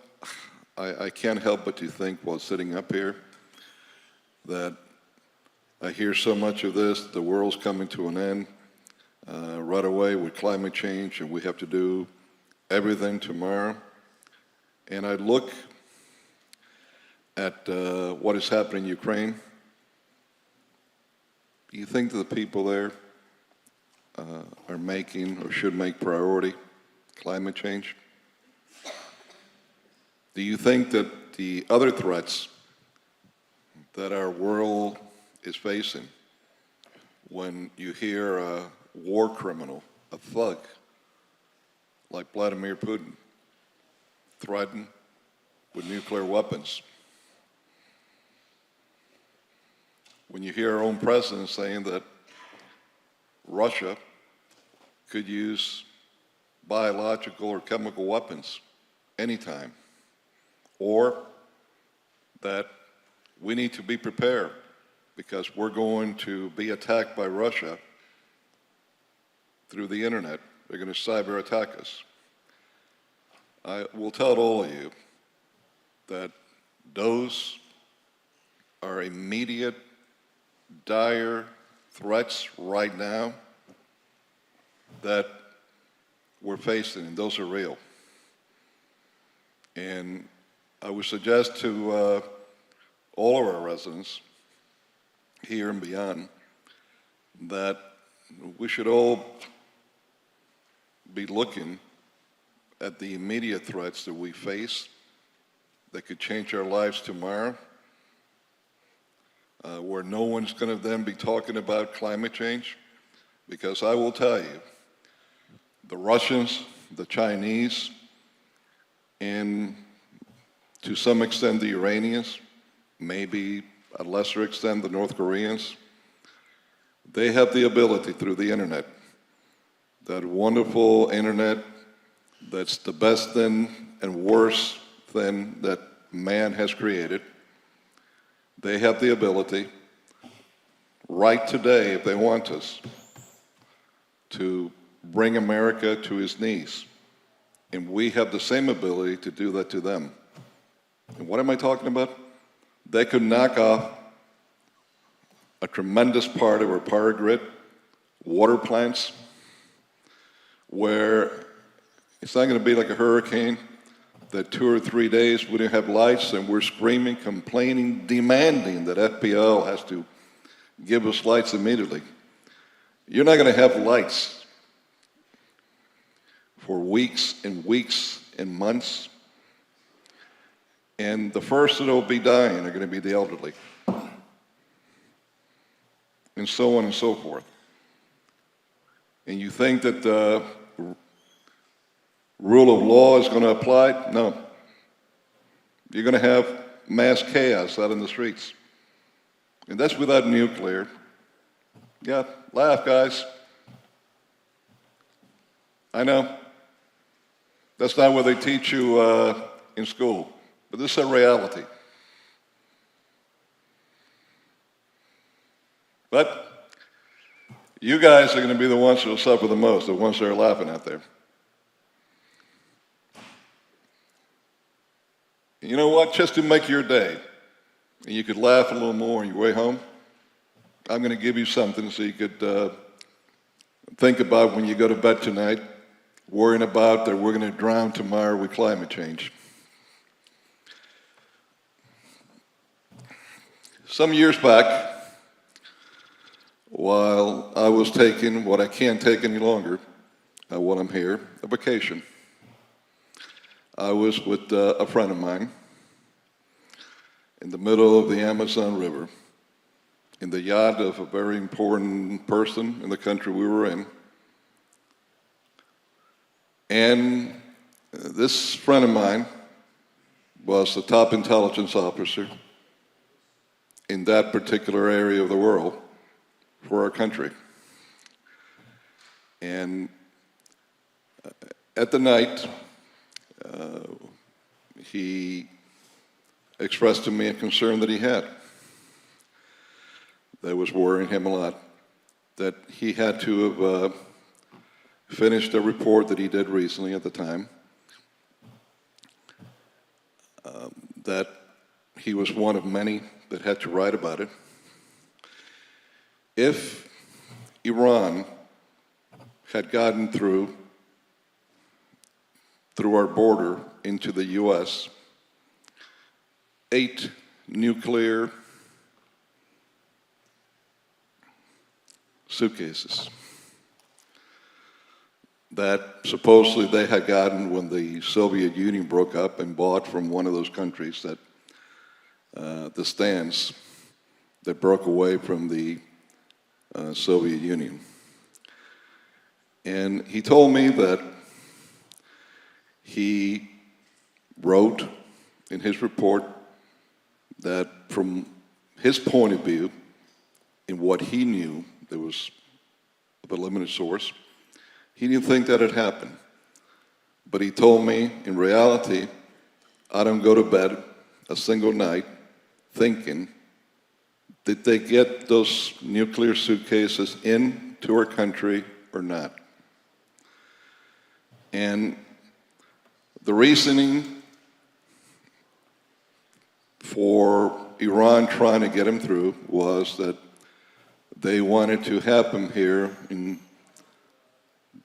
different sleeper cells, so if we ever attacked them, they would blow up 8 of our cities. Now, I will also tell you that at the time he gave me the name of the 8 cities that they were looking to bring these cells in. And one of them, boys and girls, was Miami. So let's hope that he was correct and it never happened. Because then, none of you are going to have to worry about climate change. Because you ain't going to be around to worry about climate change. So go ahead and laugh tonight. Okay. Last 3 minutes, Commissioner Reyes, do you have anything else? No? Anyone else? Just call the question. Call a question? Well, hold on, clarification. Clarification. I made the motion, and I believe Commissioner Reyes seconded the motion. You wanted to change it, Madam Chair, to add 25 years of age, right? 18 to 25. 18 to, I'm sorry, 25 and under. And 18 to Miami 25. residents.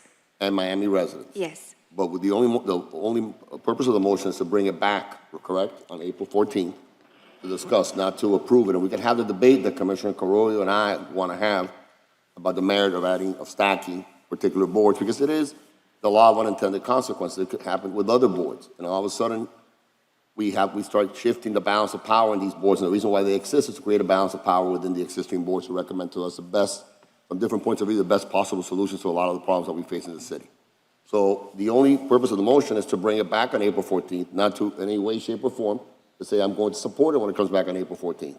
To bring it back, please. I'm going to clarify. But to bring it back with your saying. amendment, with your amendment that it be 18 to 25. They're bringing back an ordinance. Bring back an create ordinance that includes your Will be amendment discussed. from 18 to 25. Yes. And City of Miami residents. Add that to Yes. my motion. Yes. And that's, we Yes. can still have that conversation when, Yes. okay. Madam Chair, and that is what I second.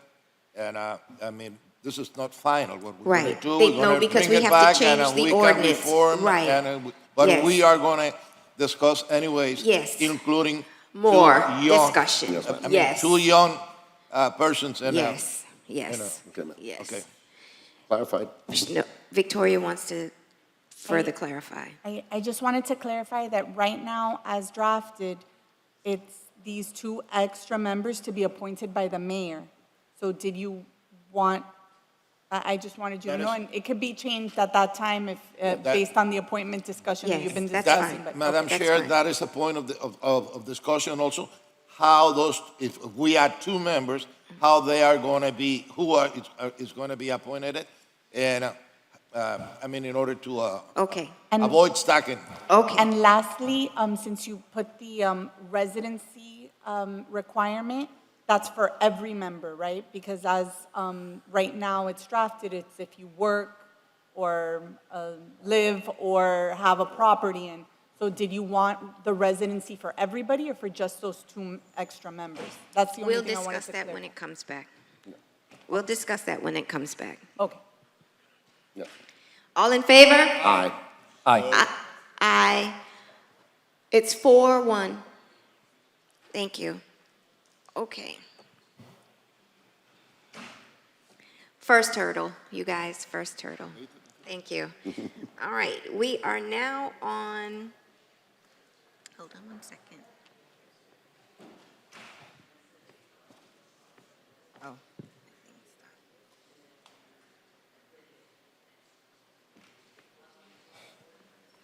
We can now address our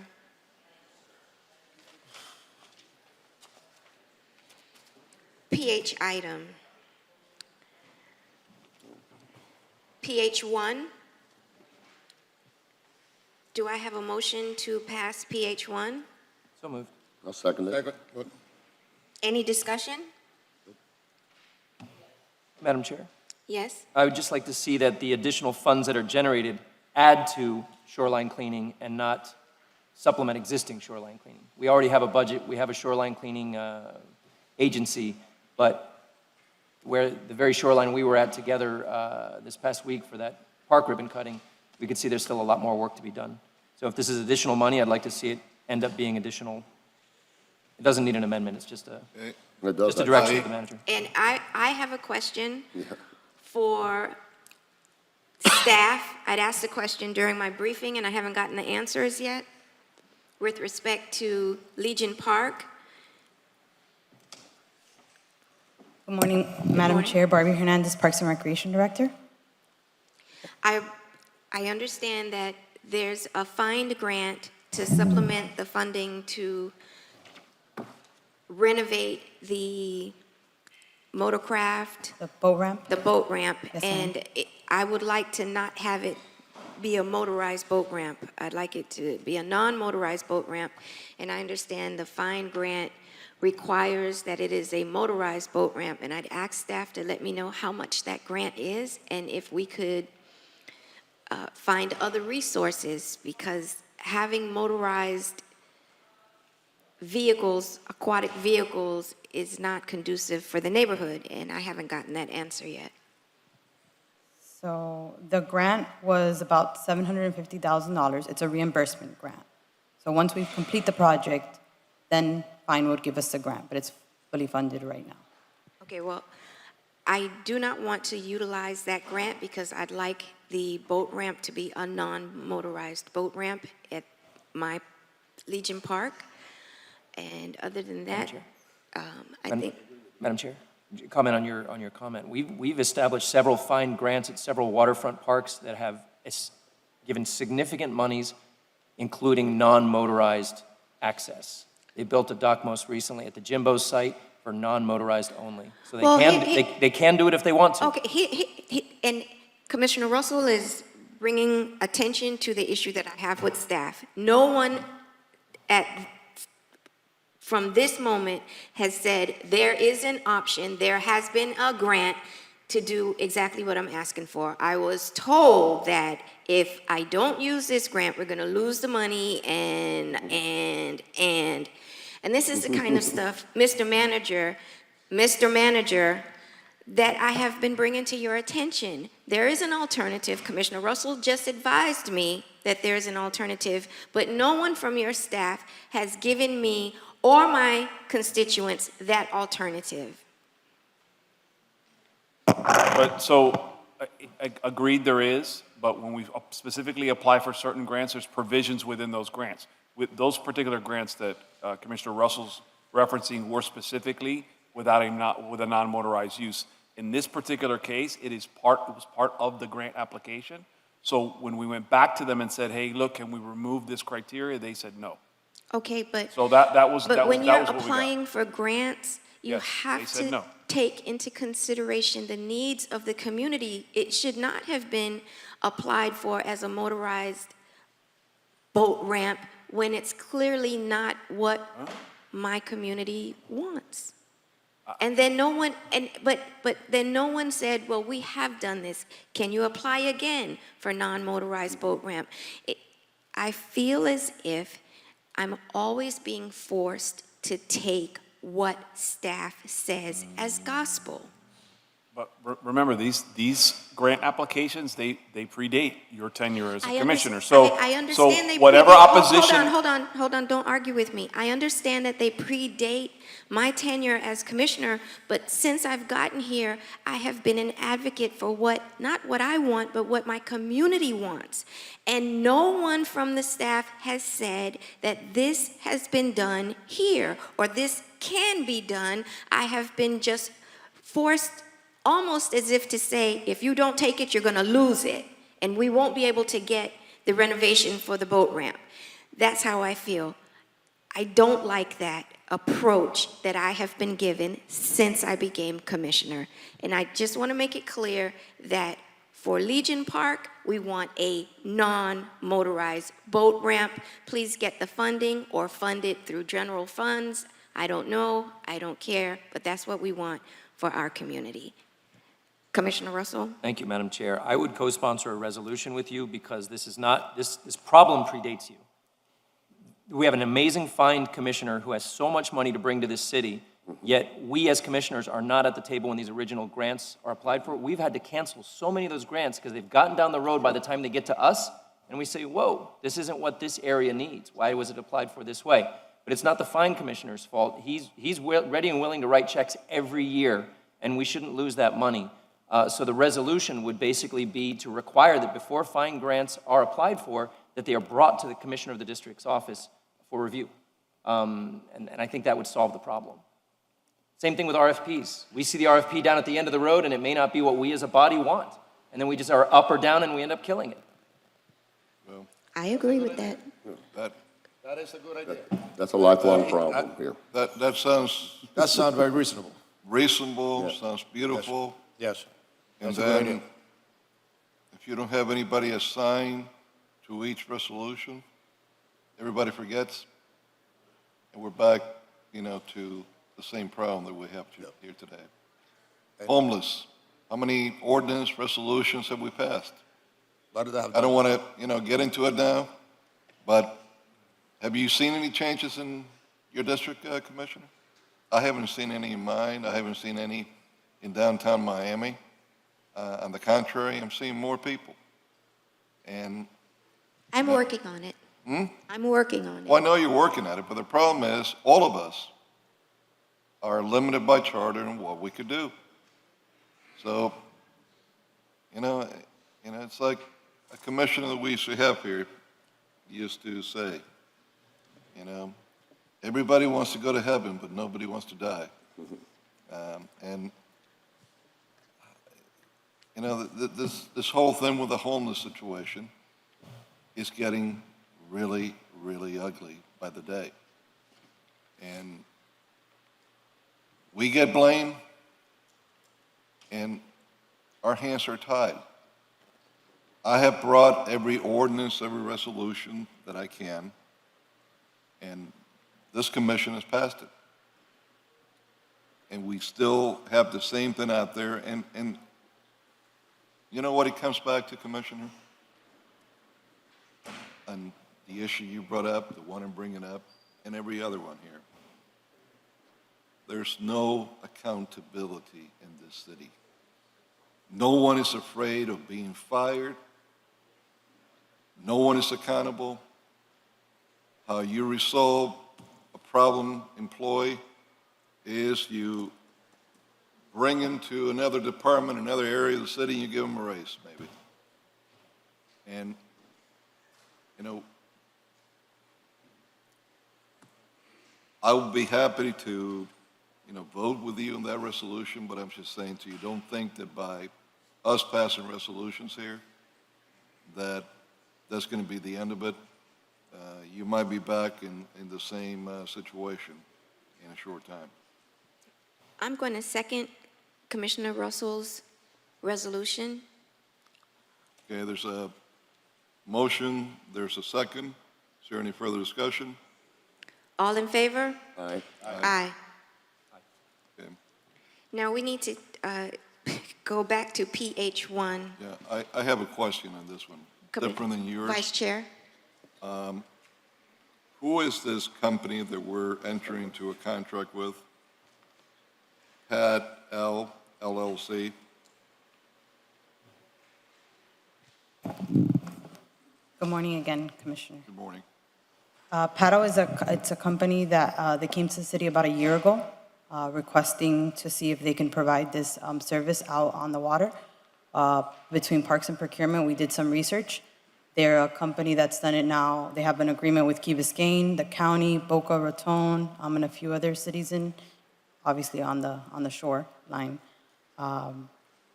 They provide a self-service where they can rent the paddles. People can rent them through an app. They put them on the water.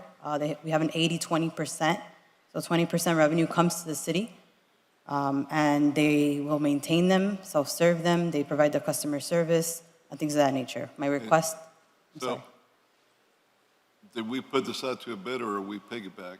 No, this is a bid waiver to do a pilot program to see if people actually like this, how it's enjoyed, what kind of revenue we get back from it. We will reevaluate it in a year, whether we go out to bid at that time or we give it another year to see where we're at with it. Are they a local Miami-Dade County? From what I understand, they are local. I do believe Andres Avelo is here. He is a principal of the firm. How are you? Thank you so much. And myself and also my partners in this venture, we were all born and raised in Miami. We've lived here our entire lives. Where part of Miami? Me and Key Biscayne, my partner in Coconut Grove, which I actually believe that you may have spoken with my partner about this a few years back. We've been working with the city. Who's your I partner? remember he called on Bayfront Park. Yes. Right. Yeah, he's from Doral. He Or was, I think. Yeah, his wife is from Doral. He's actually living in Coconut Grove now. Okay, all right. Very good. Okay. Yes, Commissioner Reyes? Yes, I met with the company representative of the company, and I have a couple of concerns. My first concern is safety. You see, where are they going to, and that is for you, where are they going to be operating? Because I have seen, and I know that all of us have watched how, the problem that we are having with the jet skis and just Yes. going around crazy and going whatever they want. And I know that actually there are some people that they are renting, but not the paddle boats, the one that is sails, and I've seen it, but I want to make sure that they are safe, and that wherever they're going to go, they are. Whoever rented, there is a degree of safety. Yeah. And another concern that I have is liability. Madam City Attorney, in the contract, are they going to have an insurance and are going to hold us harmless? Well, they have to. They have to, no matter yes, who. absolutely. We will not get into an agreement where they don't have it, they're Commissioner, I self-insured. just want to make sure. Okay. Commissioner Reyes, to That's answer, good. I'm Okay. sorry. To answer your question, they are equipped with life vest on the actual unit. They also have GPSs, if I'm not mistaken, Andres, on each paddleboard as well. So those safety features come with the paddleboard. And as far as insurance, we will make sure that they follow the same requirements that we require for all other vendors. That's all my questions. Commissioner DOP? Thank you, Madam Chair. I share the same concerns that Commissioner Russell has expressed and Commissioner Carollo and Reyes, but I also have a concern about the bid waiver process. I don't know too much about this company, about your company, I'm sorry. You've been around for a year. So I kind of want to know from the administration, how do you come about what's a bid waiver, what's not a bid waiver, what are your RFP, and how did this company come to the mix without having any, you don't have a lot of experience doing this, do you? No, sorry. So we've been operational for over 4 years. 4 years. Correct. And we've been in the sport our entire lives. Yeah, but you've been a company, for 4 years. Correct. So how did they get the, sort of a free ride and not have to go through a competitive process? I always have a concern about when you walk away from a competitive process in government. Not that there's anything bad with your company, you could be the best company, but you should compete for it, right? It shouldn't be given to you through a bid waiver. No, and I think I can help answer that a little bit. So it's a lot of it is done through our patent systems. So I mean, we have patented technology on the hardware, the locking system, the equipment alone as well. We also are the only ones providing GPS tracking for safety tracking on all of our equipment for every single ride that we have. Talk to me about the first one you said. So we have GPS tracking on all of No, our that's the equipment. second one. The first one you have a patent on what? So we have patents on dual locking system for locking a watercraft with a paddle. So we're the only ones who have been granted a patent for that. You've been granted it, you haven't applied for it. No, we've applied and been granted. It's Been already granted. approved. Okay, and 4 years of experience in the business? We've been operational for 4 years. Our longest public contract, which is relevant to what we're doing here, would be with the Village of Key Biscayne since 2019. So you've done, I'm sorry, Madam Chair. So you've done Key Biscayne for 3 years? 3 years, and then we have Was that your first government contract? government, yes.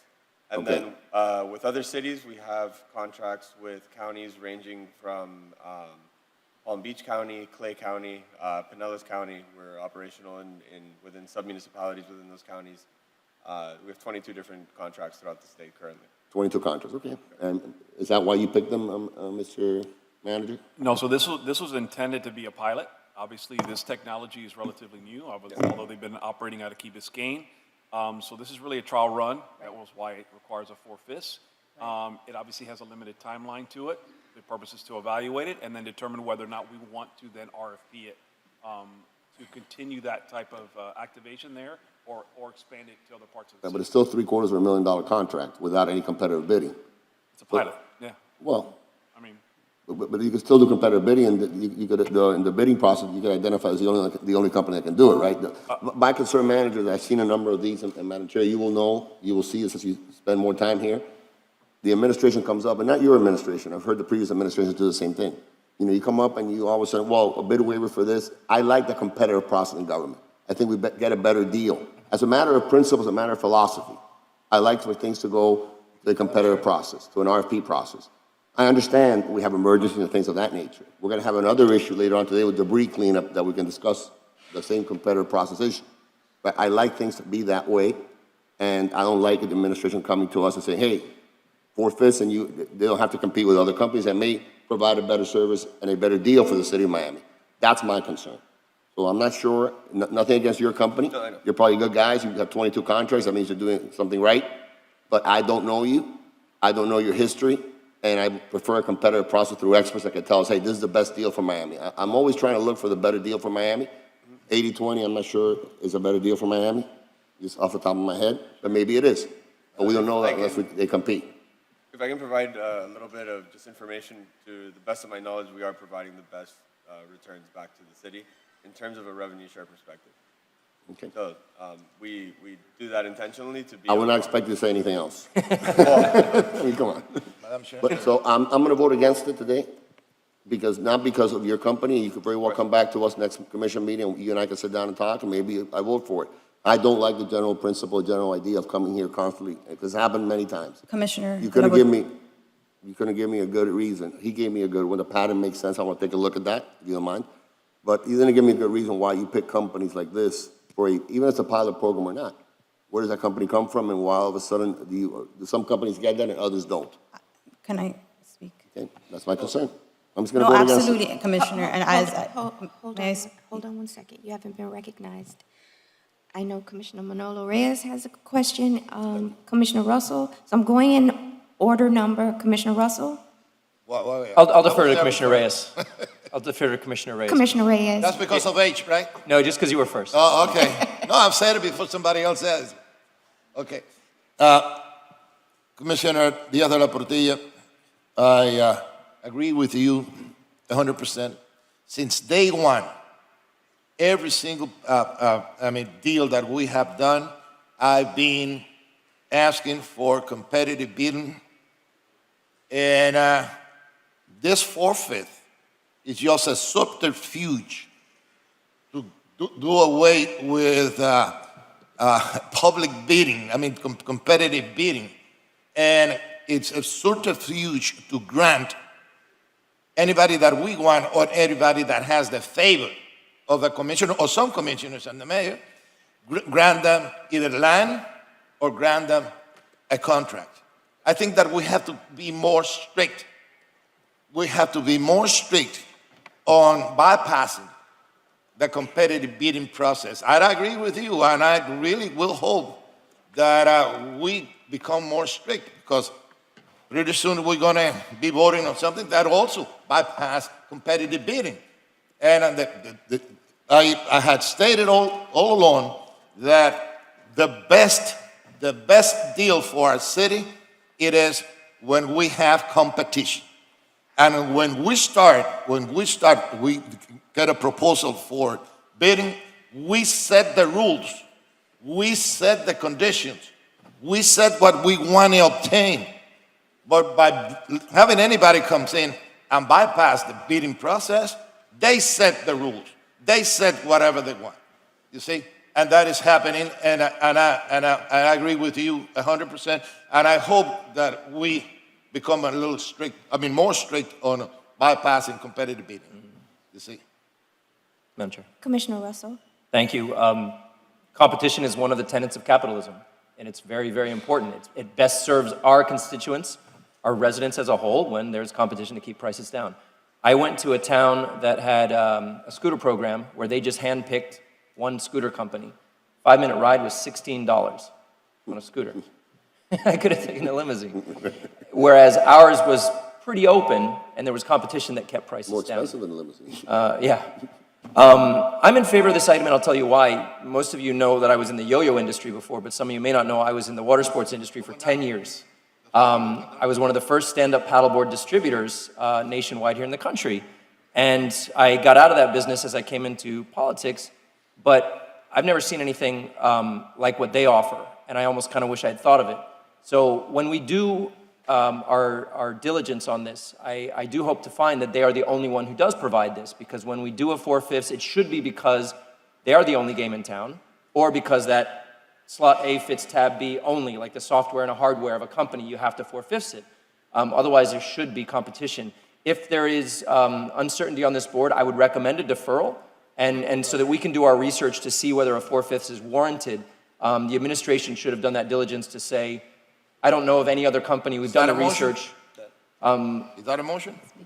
I think that's the right decision. If I can answer the question. Is there a timeliness there? Oh, you already have the answer. Yes, I have procurement here. We did the research a year ago. And when they started the research a year ago, when paddle reached out to the city, they found that there are companies that rent out paddles and kayaks, but not self-serve the way they do it. So the competitive, as I agree with you in doing RFP process, because I believe in competitive bidding process, because there's such a minimal or none right now, maybe there's somebody in the last few months that have gotten it, right? Maybe another one. But so what the idea of this is to try it for a year, to even see if maybe people even use it. Because then you put this out, and then you go through all this trouble of putting the RFP out, working on it, one person bids or no one bids, and then you lose that service. So one of the goals here is to provide access to water at an affordable price, that people don't need to buy the equipment to go out there. It's the only reason I'm standing up here, because from a recreation perspective, people want to enjoy the water. They do it in a safe way. They have the insurance. They have all the backup. It's the only reason we're standing up here, to see if we try it for 1 year and just they have the data that shows how many people use it, where they're using it at. Maybe there's a location that we're not looking at, that people are stopping at, that maybe we need to put another one. And then we can go out to the RFP process in a year, so that we have that data information and we put the proper request for proposal out.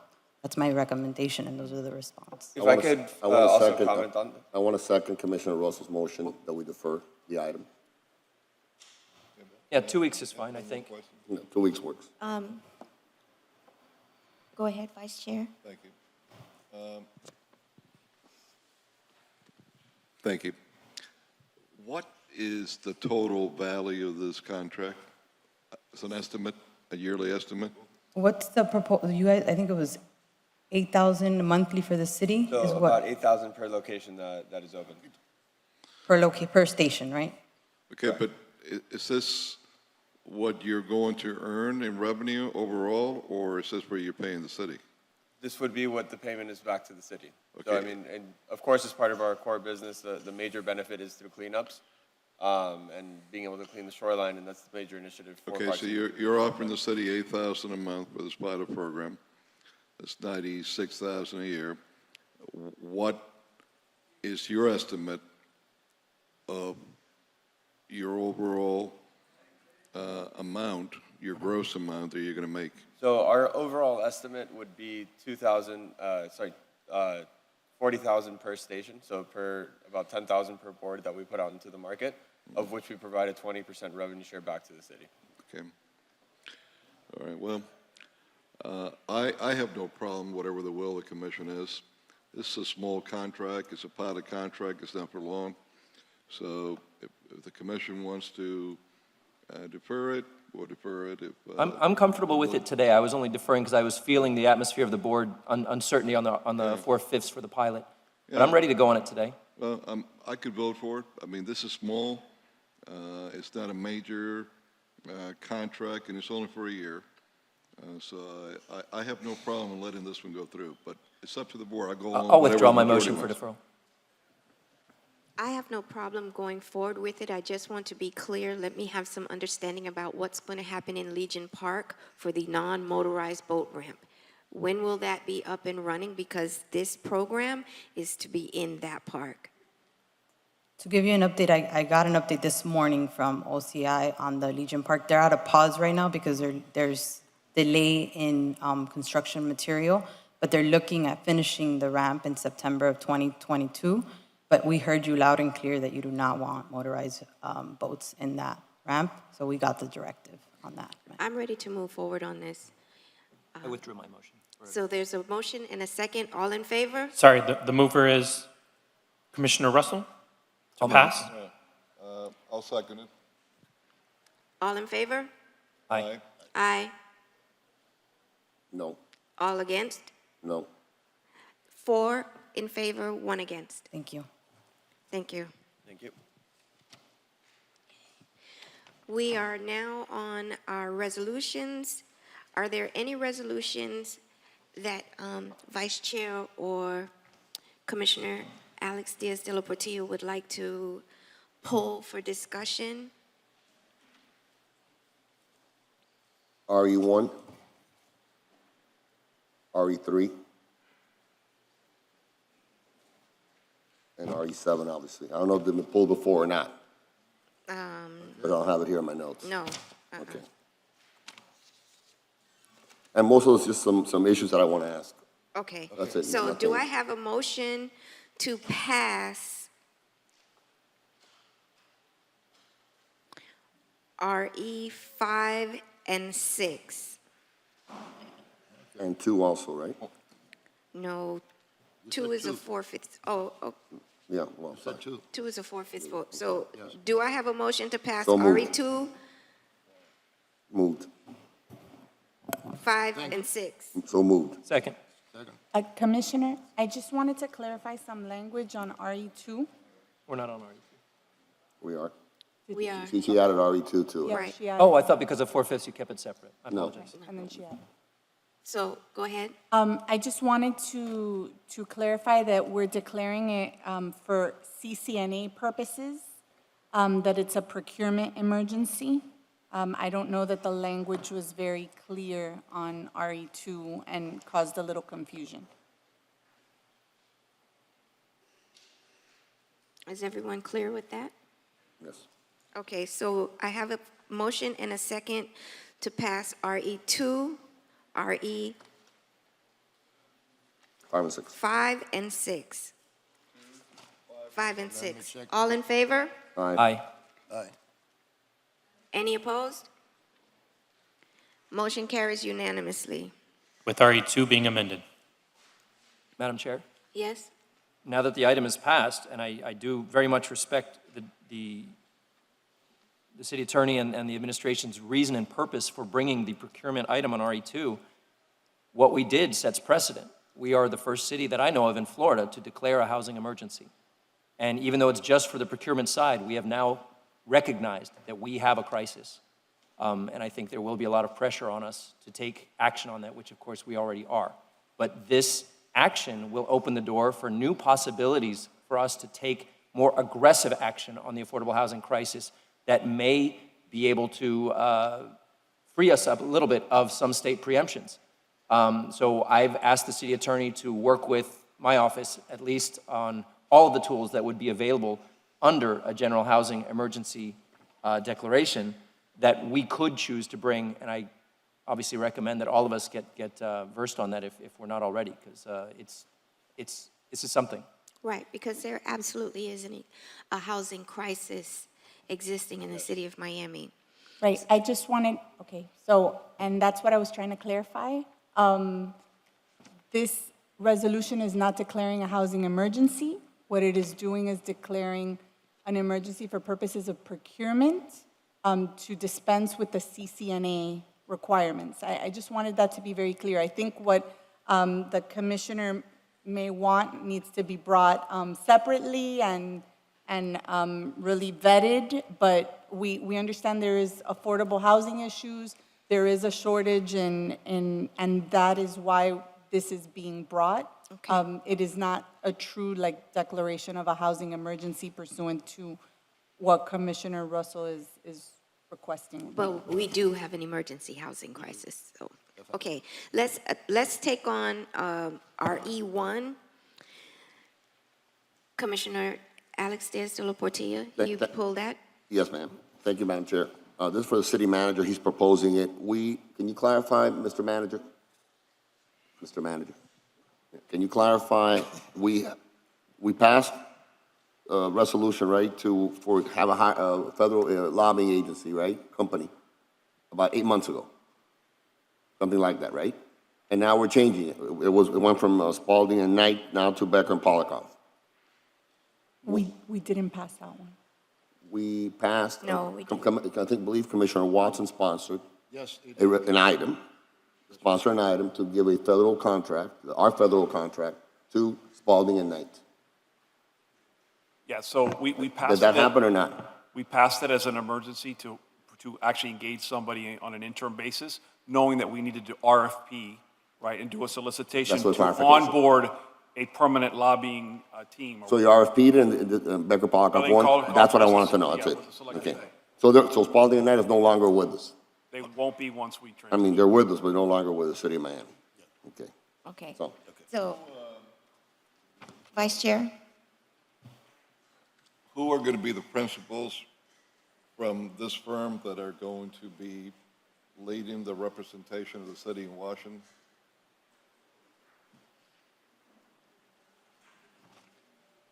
Who was the company? That's what you said?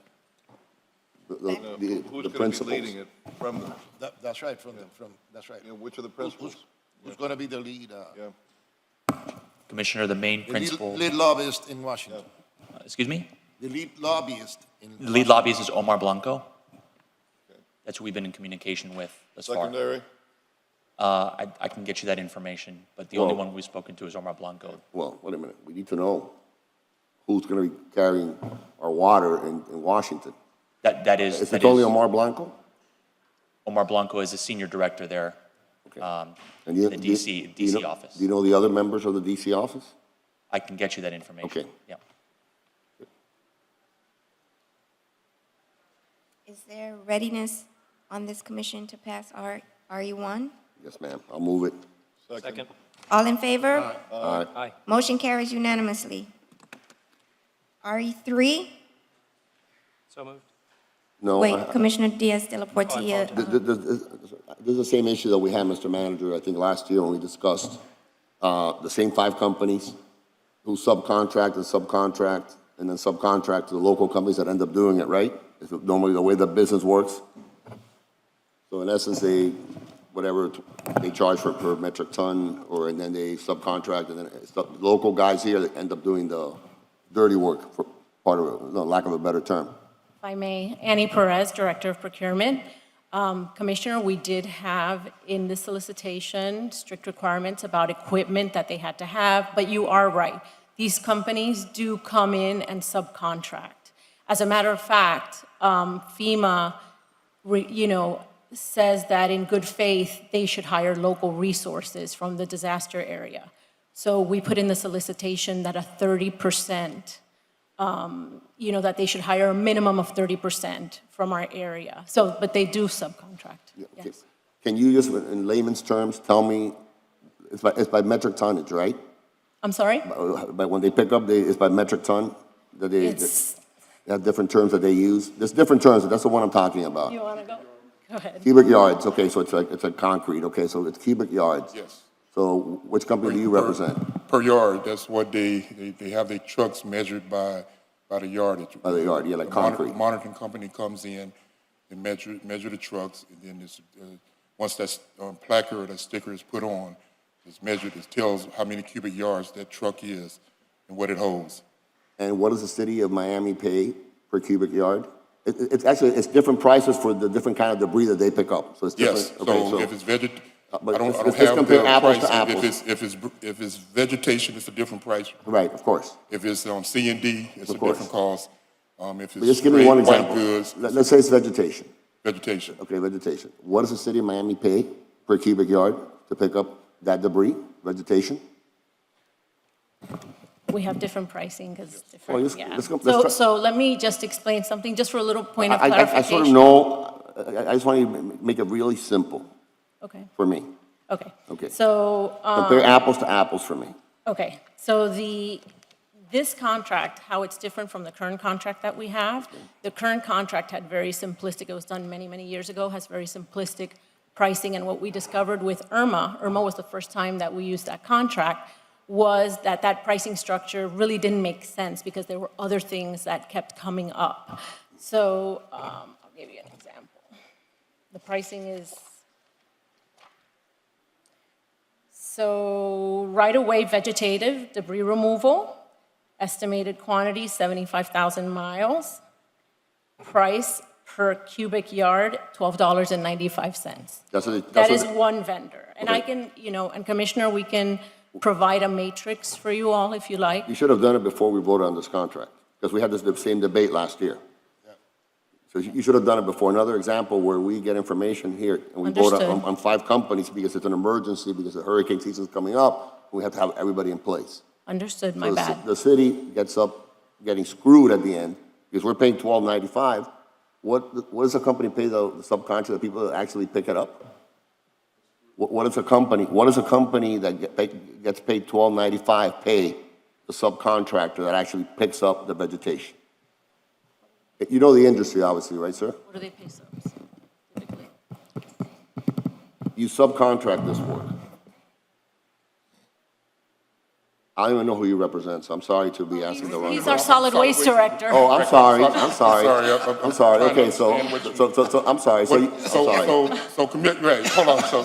I was Commissioner, wondering. so Yeah, who the heck is this guy? Well, now we know who he is.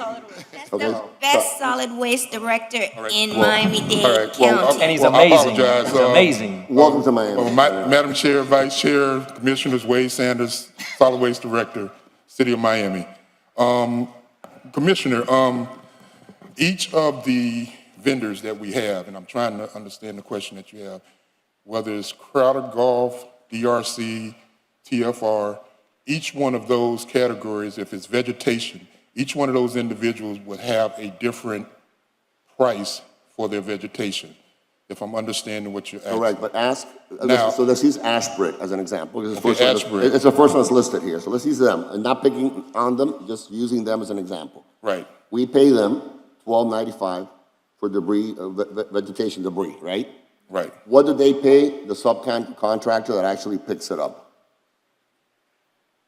Because you have to know the industry, right? So you have to know. I don't know what they pay their subcontractors. Okay, is there any representative from any of these companies here? Oh, please, let us know. Whichever one of you wants to get up. I don't see a big rush out there, but that's okay. While they're How coming, about you, Felipe, back there? while they're coming to the podium, let me put on for the record, as I have spoken to staff about this extensively, and I have many concerns. While there is a 30% local hire requirement, there should be workshops done so that our community can be participants in this local hire. Many of these subcontractors that they get are not from our community, and I was advised that there is no provision in the contract that penalizes the companies for not adhering to the 30% local hire requirement.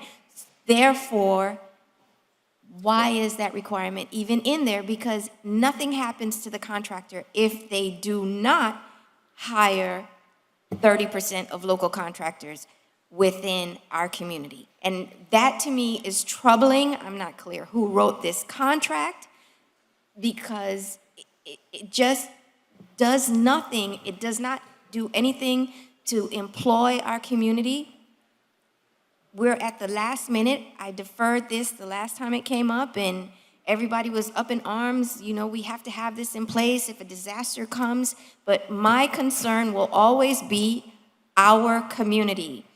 And those dollars should benefit the persons that live in our communities. I was promised when I deferred it the first time that we would have workshops so we can educate the community on how they could become local contractors. That was not done. And we're going to wait till the last minute, and it won't be able to happen. Moreover, without a penalty provision, nothing happens to the contractor if they do not adhere to that provision. That is a major concern of mine. Madam Chair? Madam. May I? Commissioner Reyes? Yes, I do understand your concern, and I have also a huge concern about it. If we do a little history, when Irma came by, the city of Miami had a contract with a company, and there were some disasters in the other areas, and I think Louisiana and other areas around the United States, they had disaster. We had a lot of debris when Irma came by, and that company didn't have the equipment to pick up comply with the contract they had with the city of Miami. Therefore, the city of Miami had to go as an emergency and contract people from outside that were charging a lot more than what the company was charging before. So I want to know what would happen if we are assuring ourselves that that company that you are, that you are given a contract, that will have, not only it's going to comply with the 30%, but it will comply with the necessary equipment to pick up our trash. And if they don't have it, are they going to be penalized? Because they were not penalized before. You see, and the city of Miami took a hit, took a tremendous hit, and there were weeks after weeks after weeks of trash. And you remember that? You were here. You see, and I was all over the city, and I wasn't a commissioner, but I had a lot of complaints from people that had the trash getting rotten in front of the homes. You see, so I want to make sure that we are taking care of that won't happen again. Vice I Chair? had a question of the gentleman on the $12.95 question on vegetation debris. What do you pay your subcontractors? With all due respect, Commissioner and Chairwoman, Vice Chair, and Commissioners, it's largely based on the volume of the debris at the time of the event and the type of debris, the haul distances, those types of things. So we don't want to cut the subcontractors short, so those are assessed at the time of the event. But they get the lion's share of the dollar amounts bid to the city for those services, because also we're carrying overhead, we're carrying also the financial burden of assisting and committing to 14-day payment terms to our local subcontractors. Which company do you represent? Ashford, sir, Brian Thomas, and Vice President. Okay. And to add to that, if I may, to your point, Chairwoman, we actually very much, we're celebrating 30 years in business, and we are a national firm with our roots here in Miami, starting as a small business. And we actually joined with our partners here in Miami, SFM, Mr. Christian Infante is one of our lead partners, and we have a long-standing relationship with that company as well. So those local partnerships have already began. We pride ourselves on those local partnerships. And also those workshops that you speak of not only happen in the counties, cities, but other places that we also work nationwide to foster those relationships with small businesses to give them other opportunities outside of the communities that we work in as well. I'm not aware, Madam Chair, if I may. I'm not aware of any workshop that you've done in my community, in my district, the district I represent. I'm not aware of that. I'm also aware, because I do read the newspapers also, that you've had some controversy in the past. Your company and others have had controversy in the past. I'm also aware of what Commissioner Reyes said, which was that when Irma came around, you guys went someplace else. You didn't have the reason why you didn't have enough manpower was a lot of the subcontracts were not available, but you went to Louisiana and other places. Not you, I'm talking about in general. When this contract that the manager has changed now, doesn't look, I haven't read the contract, but what I'm reading here from the synopsis and what I was told in some of the background material that I was given, it's not that much different. That 30% participation, as the chairwoman says, she's correct. There's no enforcement, there's no teeth to it, right? So if you don't do it, you don't do it. And I'm sure you can, I remember back then those articles that I read, it was a long time ago, I wasn't even a commissioner then, that there was a big difference in pricing. When you charge the cities, I think Palm Beach County was one of the counties that you were involved in and had some controversy in, and what you would pay the subcontractors, people actually picking up the debris. There's a vast difference. It was not the majority of the money went to the subcontractor. The majority of the money went to you guys. So I have no issue with, and I understand the emergency, but I do have an issue with these things being brought before us by the administration. My beef is more with the administration than with you guys. They need to tell us. They need to tell us. That matrix that you talked about, well, we should have had that before, right? And I want to know. It's a simple question. What do you charge the city of Miami, the city that I represent, and what do you pay your subcontractor for the same work? Simple question. No one here from the industry can answer that one? I see 4 or 5 people from the industry here. At least I recognize 3. No, and you cannot answer how much you pay your subcontractor? We probably make 20% off of the 20% is what you make. 20%, but we're also carrying the burden for 60 to 90 days. We have over $100 million line of capital. When we pay ourselves, we commit to 7 14-day payment terms to make sure that our subs are getting paid as the cities are going through the FEMA process, and we're carrying the process while other city functions are getting stood back up. So there's a lot that goes into those percentages to help us support the effort. And also, to your point, Commissioner, we've been doing this for 30 years. We do this nationwide. We've operated in over 60 federally declared disasters across 600 debris missions, over 30 states and 52 special environmental, and we don't do that because we have a bad reputation. We don't get those projects because we have a bad reputation. I didn't say you had a bad reputation. And staff has ranked us #1 in this RFP process. And we're here today to encourage the commission to rank us #1, to start that support immediately, because as Chairwoman mentioned, hurricane season is upon us. Today the wind's not blowing. It's March. A few months from now, the hurricane season is going to be on us, and if we don't start planning now for your success and your recovery, then if you fail to plan, you plan to fail. And staff has spoken in the selection process, and all of the things aside, and our local presence for those 30 years. I mean, our founder has been involved in the Overland Youth Center board member for many years, involved in PACE Miami, the Christie House, Jackson, Miami Project, as well as many others. Our foundation supports many efforts countywide, citywide. So our Miami roots are deep, and especially with our local subcontractors who are our first wave. And we pride ourselves in bringing those folks on board and paying them a right price to get the job done. But the burden is upon the prime, and those prices may shift again based on volume, the severity of the disaster, to make sure that we're paying our subcontractors enough that they can sustain, but we can also carry that burden for the period of time.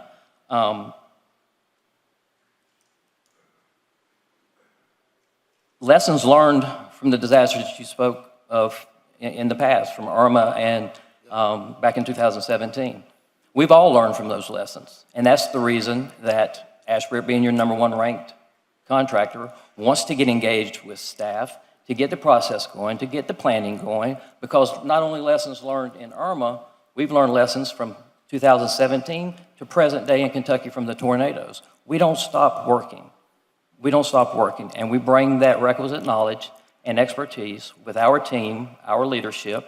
Our CEO was in attendance but had to leave for an engagement. But our founder and our CEO are heavily involved with every process, and it's a top-down approach and a lean-forward approach.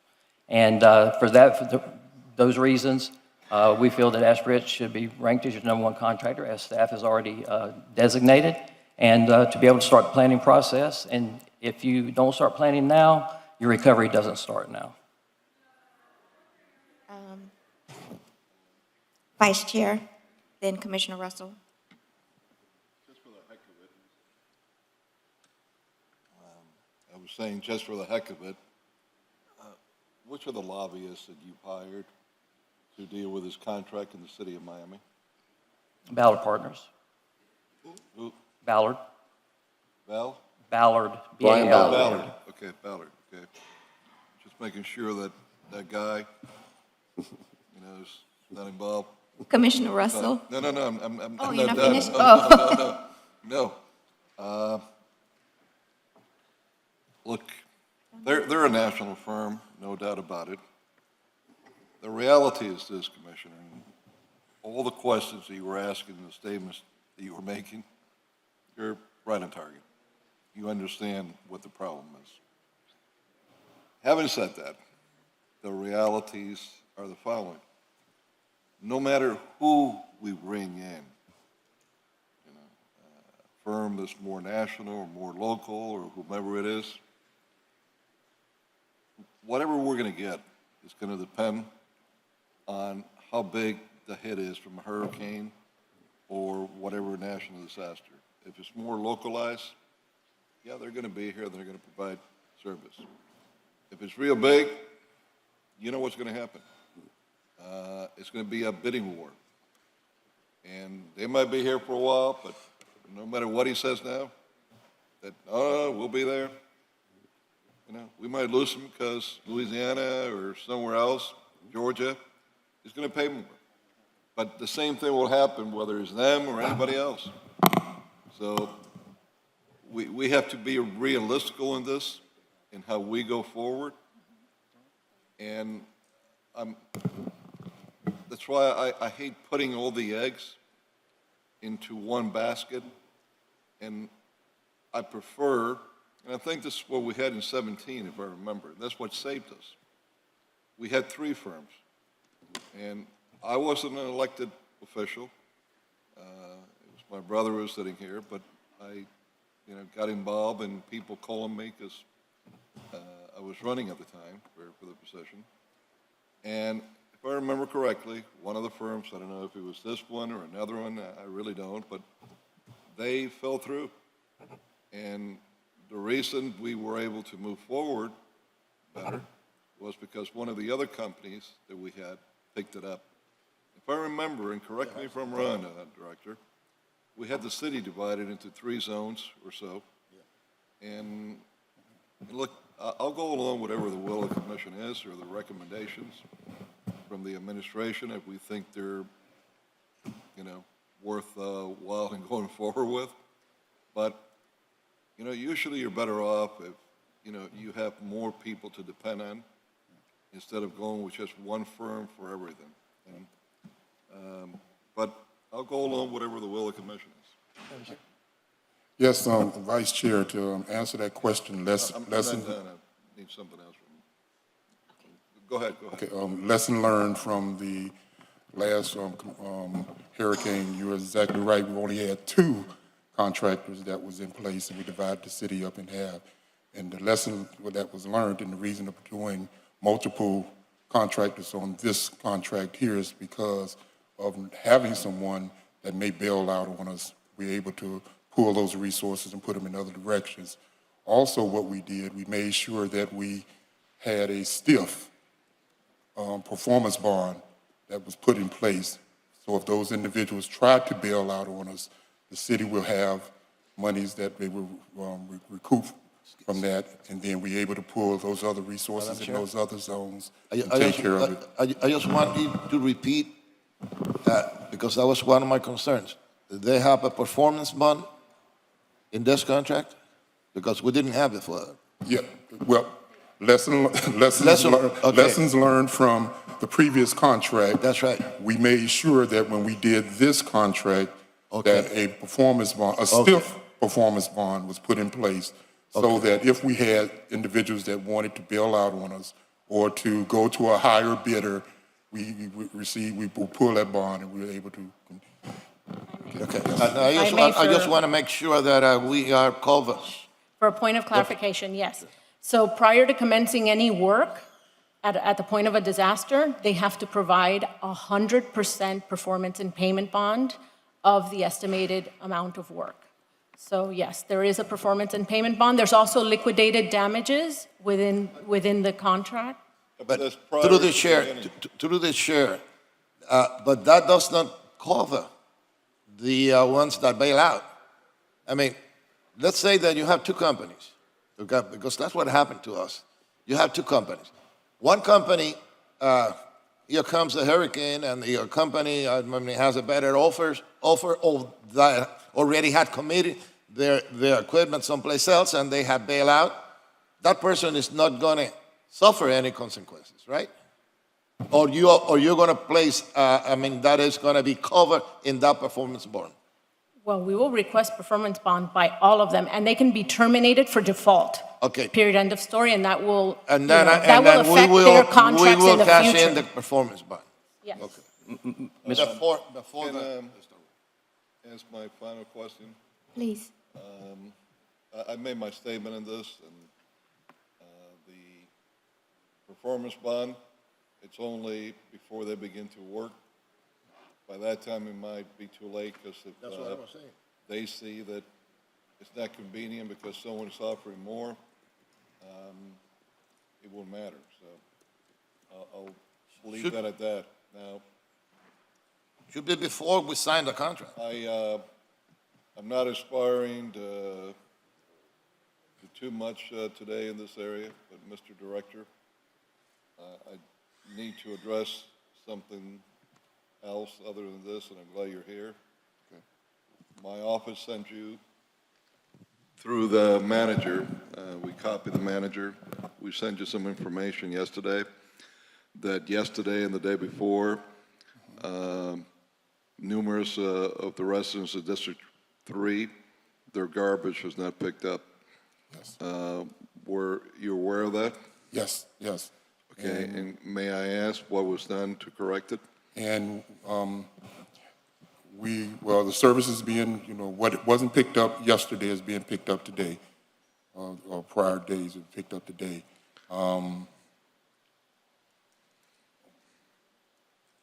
The flux of staffing, we're moving staffing around to accommodate the garbage is our priority. That's the #1 priority. And we're shifting those individuals over. Also took those resources that was manned out to the heat team and to those other outside programs that we had to pull those resources in order to assist us when we have staff that is down like it is now, in order to accommodate picking up those debris. Okay. But I was aware that, a area was not serviced, and we was going to service well, I just want to make sure that you Yes. received the information and we're doing something. Yes, I would not. And because at the end of the day, they're not going to, remember your mom. They're going to be looking at mine and me. Right. When they're really ticked off. Yes. And our hands are tied, because all we could do is go to you through the manager and say, pretty please. Right. And I take those the service that we provide, I take it serious, Commissioner. I don't believe in letting that stuff stay out there, and so that's why it was very important for me to pull those other resources when I know that my numbers are down as far as staffing to fill those trucks. So I have no problem hearing anything from the chief that the heat program is down, because I need those 8 bodies brought over to. Well, I appreciate that, but I was surprised because there was numerous complaints that we had. Yes, and I'm aware of that. Thank you, Director. All right. Commissioner Russell? Thank you, Madam Chair. I sponsored the item because I trust that this is very needed, but I also trust this dais. Their knowledge of procurement and subcontracting and pricing is meant to protect us. But institutionally, the people that were here during Irma are quite limited. I mean, I'm thankful to God that Annie was in her director position at that time, because we have a different city manager, 80% of our commission is different, most of our department heads are different. It was the Wild West, and we had to do emergency ordinances fast to compete with other cities. And it was not a fair process to the world, to the entire coastline from Texas to here. I don't want to use the word price gouging, because that puts it on the vendors as doing something they shouldn't have been doing. It was a seller's market, I'll call it that. And that drove prices up like crazy. We passed ordinances to allow our manager to overpay with the hopes that he could get reimbursed from FEMA. If we are willing to give someone an exclusive contract, I'd like to know and make sure that we have exclusive protections on their availability and their pricing when that emergency comes around, so that we're not in that bidding war. What we're giving to them is something very unique. If we're willing to do a 4/5 on this, I'd like to understand the legalities and the procurement rules of what protections we have on our pricing and their availability. Okay, Madam Chair, if I may? Please. Okay. I'm going to address a few things. So I want to first, if you don't mind, Commissioner Russell, I'm going to address Madam Chairwoman and her concerns. So this contract, these services are heavily regulated by FEMA, because they would be fully reimbursed by FEMA. So not only do we have to abide by all the procurement rules, we also have to abide, there's sections in the FEMA books, in the FEMA regulations regarding emergency debris removal that Wade has to abide by. And yesterday I called our consultant, our debris monitoring firm, because I saw your email and I know your concern. And I called them to see, is there anything we can do? To put some, because I was willing to make an amendment to the contract. And what they explained to me was that FEMA considers, the local resources as a good faith effort. Therefore, we cannot put any compliance or penalty on it. What they did suggest, and I wish they would have suggested this when they were writing the scope, because that section is within the scope of services, is that for one of these firms to not comply, so FEMA will be looking at these firms very closely. And for one of these firms to not comply, they would have to provide extensive documentation as to why they could not hire local, minority firms, right? So what she suggested was in other contracts similar to this throughout the nation, they have, and I'd like to proffer this as an amendment. I don't know, Madam Attorney, if I can, the commission would probably have to make the amendment, but I would proffer that in that section 3.10 that talks about local resources and the 30%, that we put language in, put a sentence that failure to comply with this 30% may result in your contract being terminated. And that's what, they said other agencies do throughout the nation. That's just to proffer that. Commissioner Russell, back to your question. So in regards to pricing, this contract is quite different than the one we had in the past. The one in the past, as I was explaining to Commissioner Diaz de la Portilla, the pricing was very simplistic. It didn't have, that teeth in the performance and payment bond. So we took all those things that it was lacking. It was a bid, a low price bid. This was an RFQ. We actually had the state of Florida is the grantee to FEMA. We are a sub-grantee to the state, through the state. So we did have the state of Florida look at this solicitation before we advertised it and give their blessing and approval that it complied with all FEMA requirements. And that they looked at the pricing structure, everything, So is there any guarantees that one of these firms can walk out? No, there's not. They could, walk out. The only guarantee that I can tell you, if they try to do that, we will default them. And that will hurt them in the future for procurement in other agencies. So, through the chair, so what's the disadvantage to hiring two instead of one to cover our bases? So the advantage is, as Wade was saying, previously with Hurricane Irma, and I know Commissioner Russell, you were here, that was the Wild Wild West. And to have two companies, and it didn't even struck us as a hurricane, as a Category 1. And look at all the damage it did. God forbid a Category 4, Category 3, Category 2 would come our way and be a direct hit. We need as many firms as we can to be able to cover ground, to be able to, clean up the debris as quickly as possible.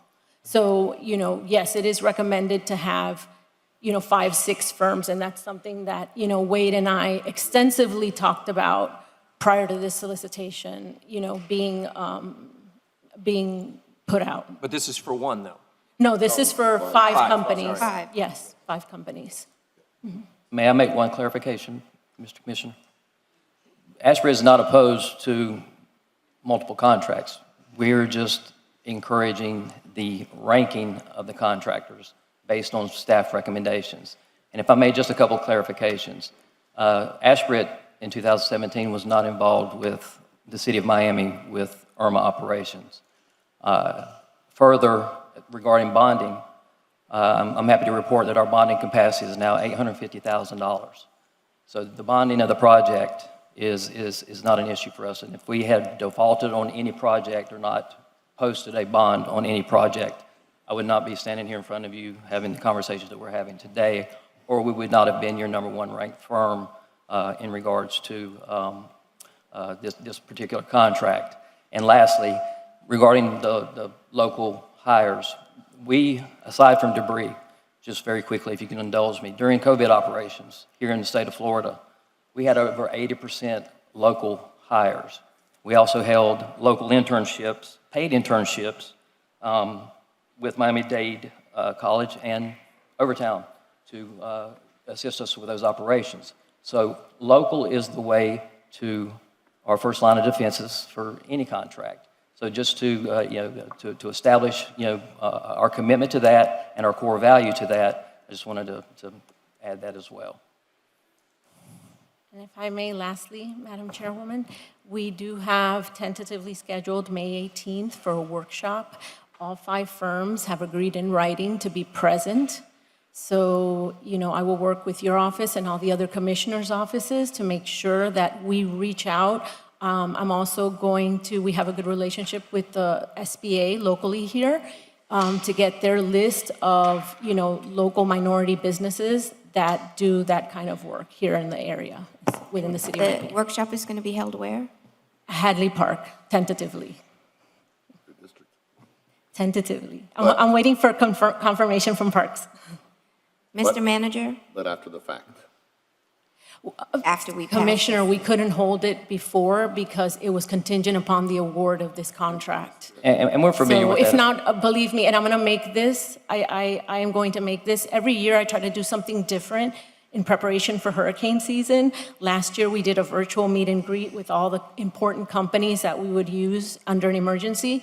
This year, this is going to be, my different thing that I'm going to do every single year prior to hurricane season is have this type of workshop. Because we might not get a hurricane. God, we hope we don't. So it's something that is going to be very helpful in the future. And we can commit to that as we stand here today because we're very familiar with set-asides and meeting those requirements. I appreciate that. Yes. Thank you. And one other, if I may, I meant 850 million in bonding if I said something different. Thank you. Mr. Manager, you wanted to say something? One nuance to this that, as the representative from Ashford keeps talking about a #1 ranking, that I want to give clarity to, because to speak to the vice chair's concern relative to having just one vendor initially, is that this is a pool of 5 vendors, right? This is not allocated based on rank. This is a pool, right? Correct. So Correct. can you just briefly describe Sure. the pool process? Because I don't want this, I want the commission to be crystal clear on it. Yes, absolutely. So at the time, and that is why actually the state of Florida suggested to us that we call it standby. That's how they call their pool. And at the time, at the time of an emergency, what we will be doing is reaching out we'll be reaching out to all 5 firms and asking them certain questions, which upon approval of this contract, we're going to work with Wade on. And whoever has the most equipment, can respond in less than 72 hours, all that will be engaged to do an area. It might, again, God forbid, but if there's a category 3, it'll probably take all 5, right? Because we'll probably have a lot of debris. But that's how the work order, it's gonna be, we're gonna issue kind of like a work order process. So yes. Thank you, Mr. Manager, for reminding me of that. All right, I believe I have a motion and a second. I do not have a motion or a second at this time. I'll move it. Motion? Do I have a second? Motion. I have a motion and a second. All in favor? Chair, and I do apologize. Is the commission accepting the amendment proffered by the procurement director, or is it as is? Is RE3 as is, or is it going to be amended? I'm accepting the motion, I'm accepting the amendment. So I have a motion and a second. All in favor? Aye. Aye. As amended. Motion carries unanimously. Thank you so much. Thank you. We are now on RE7. Right. Thank Commissioner, you, Madam Chair. I was looking at FR1, my bad. I'm okay, yes. Okay. I'm okay because it's my item, so it's RE7. okay, do I have a motion? So move. Second? Second. All in favor? Aye. Aye. Motion carries unanimously. We have SR1. That was With, that was withdrawn. No, I'm sorry, SR2. SR1 was withdrawn. SR2. I'll move it. I have a motion. Do I have a second? Yeah, I have a question on it, and I have my concern with it. Oh, hold on one second. On which one? And it's SR2. Victoria, do you need to read this into the record? Let's have our city attorney read it into the record. An ordinance of the Miami City Commission amending Chapter 38 of the Code of the City of Miami, Florida is amended titled Parks and Recreation, more particularly by adding Article 7 titled Miami Bay Walk Greenway along Biscayne Bay to establish the Miami Bay Walk Greenway along Biscayne Bay, describing boundaries, providing enforcement, providing a severability clause, and providing for an immediate effective date. Okay. Commissioner Reyes? Yes, ma'am. You see, I have my concern with this. What we're doing is we're getting a sidewalk, and which is made of big slab of concrete, and we're calling it a park. And that is, in my opinion, it's kind of dangerous because we can use that as to mitigate any net loss of green space with that park, which is called park, and also. And as stated here, this opened the path for, to use park impact fee dollars. That is that when any part of that sidewalk breaks, the commissioner can, a District 2 commissioner can come in and they can use impact fees that are earmarked for parks to fix that sidewalk. I think that goes against it goes against my district because I have a lot of parks that need to be fixed, and it could also impact other districts also. You see, that is why the designation, I don't see any reason to designate this sidewalk as a park, unless it has to be used for some other uses. I mean, and there is a plan behind it, or they want to use our impact fees to fix that, because basically what it is a wall that is being used as a sidewalk, you see? And also, what we are doing by getting, being able to get their hands on our impact fees, we will be fixing those areas that they are being built by private individuals, private company, owners, you see? And then we're responsible for fixing it instead of the other people being responsible for fixing it. You see, people that, I just want to know also, since there are some private properties that they are building and they are building this sidewalk or this so-called bay walk on their dime, that if they can preclude somebody from walking by behind it, because we have that problem on the foreign ambassadors. You cannot walk behind the foreign ambassadors in the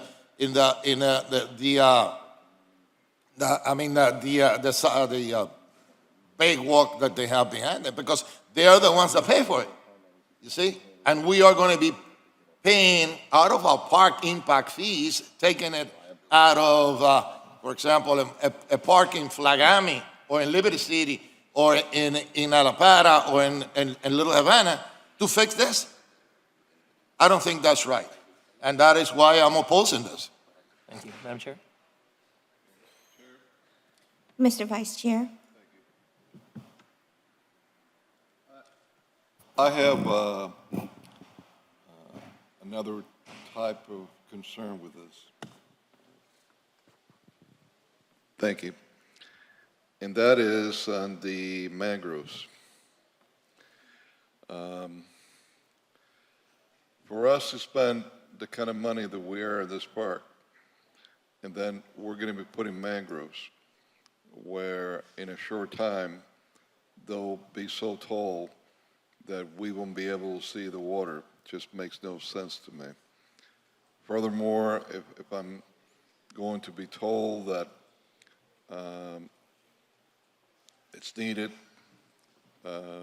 for the bay, we're putting 25 feet only is what I understand. You usually need a minimum of 100 feet for it to give that protection. So that's the other area that I have concerns that I'd like to get some answers from the administration on. There's a place for mangroves, and they are not other places. For instance, how many of these big, beautiful buildings that we have in the bay do you see that have mangroves in front of them? I don't think you have too many. So why are we planting mangroves in front of our property in this project? I don't know where that comes from, this idea that we're planting mangroves. We're not.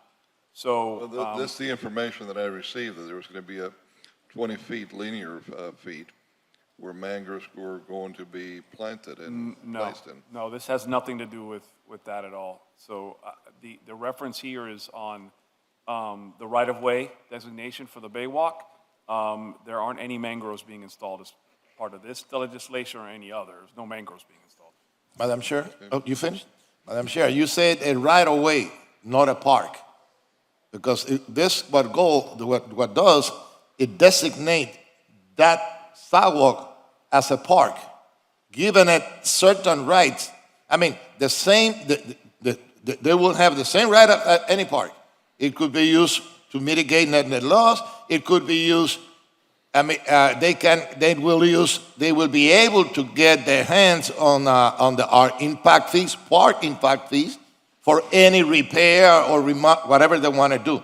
You see, we will be sharing, every district is going to be sharing their impact fees with that sidewalk, big sidewalk that has been designated park, I don't know why, okay? I mean, there must be a reason behind it. Maybe it is because it want to be repaired by the impact fees, or maybe because it's going to be used to mitigate. I don't know what's the reason behind this, but I don't see no rhyme or reason or declaring a sidewalk a park. When do we meet again? What date do we meet again? The 14th of April. What date? April 14th. Regular meeting is April 14th.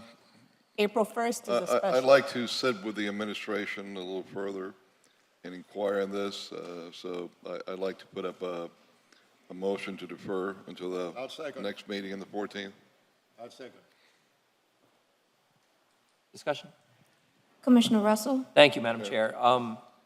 Thank you. I'd like to let you know what I'm trying to accomplish and see if this dais can help us get there, because I believe all of us agree that a functional, completed Baywalk would be an incredible amenity for this city. The greatest cities in the world, from Rio de Janeiro to Tampa to Chicago, all have Baywalks, and they have thousands of people using them every day. It may not be the traditional park that you think of, but it's a linear park of sorts. And Commissioner Reyes may remember when we ribbon cut the skate park under I-95. The city of Miami put $600,000 into that $1.2 million project, and you said, this is a park. There wasn't a blade of grass in it. The skate park. And it's not the traditional park that you think of, but we ribbon cut that together, and we agreed that this is, there were hundreds of kids there, and there still are almost every day. We may not agree on all of the methods and ways, but as the chair of the DDA, I know that one of your main goals is to complete the Baywalk. So this is what I'd like to say to this body and ask for your help. The Baywalk hasn't been completed in 40 years. Why? Because the mechanism is incorrect. The way we're going about it, leaving it only on the shoulders of the developers when they want, when they're ready, it hasn't happened for 40 years. It may not happen for 40 more. I'm not saying we should waste our money on it or invest our money on it. We need to trigger them to develop their pieces now. And we did this by precedent. We did this by precedent with the Presbyterian Church in Brickell. There's only 3 missing parts in Brickell, only less than a dozen total in the city on the bayfront. But until they're completed, this Baywalk doesn't exist. Because if you can only go 100 yards and stop, it's missing teeth in the smile. So what we did with the Presbyterian Church was, we said, all right, we as a city can invest up front with a contractual agreement that they reimburse us when they trigger their responsibility under the charter. And what this does is it allows us to treat the entire Baywalk as part of our park system in order to make those negotiations with those private entities. We use the precedent, and this is very creative, we use the precedent under state statute of a greenway. Just like the Ludlam Trail has parts that are private, parts that are public, but in order for them to get it done, they had to create an initiative legislatively that named it a greenway so they could actually invest in it, partner with private companies, and create that linear park. We may not agree on everything about it, but I need this body's help to get the Baywalk done, and this is a really key way. The issue about impact fees is up to this body. Nope. If this body doesn't think that impact fees should be spent on the Baywalk, they never will. But all of those funds would be reimbursed because the parts that are on our land are already complete. The missing pieces are on private land and FDOT land. So you can fix that. That's the goal. And so if there's an issue with how we're doing it or why we're doing it, I'd like to address that up here. I think we can get there because I do believe all of us agree that this needs to be done and it's not getting done. Okay, but why shouldn't we designate it a park? You see, the thing is that I think that it can serve two purposes now that I don't agree with it. First of all, I don't agree that this could be used as to mitigate net loss. Secondly, I don't agree that we should use impact fees, park impact fees, to build the Baywalk. There are other funds that could be used, fantastic, and I will help you, and I have helped you getting funds for the Baywalk. But to get impact fees, park impact fees, be able to to repair or to build the Baywalk, I don't think it's fair to any one of the districts that they have so much need to fix their parks. That is one. Second one, I have those two objections. If you're willing,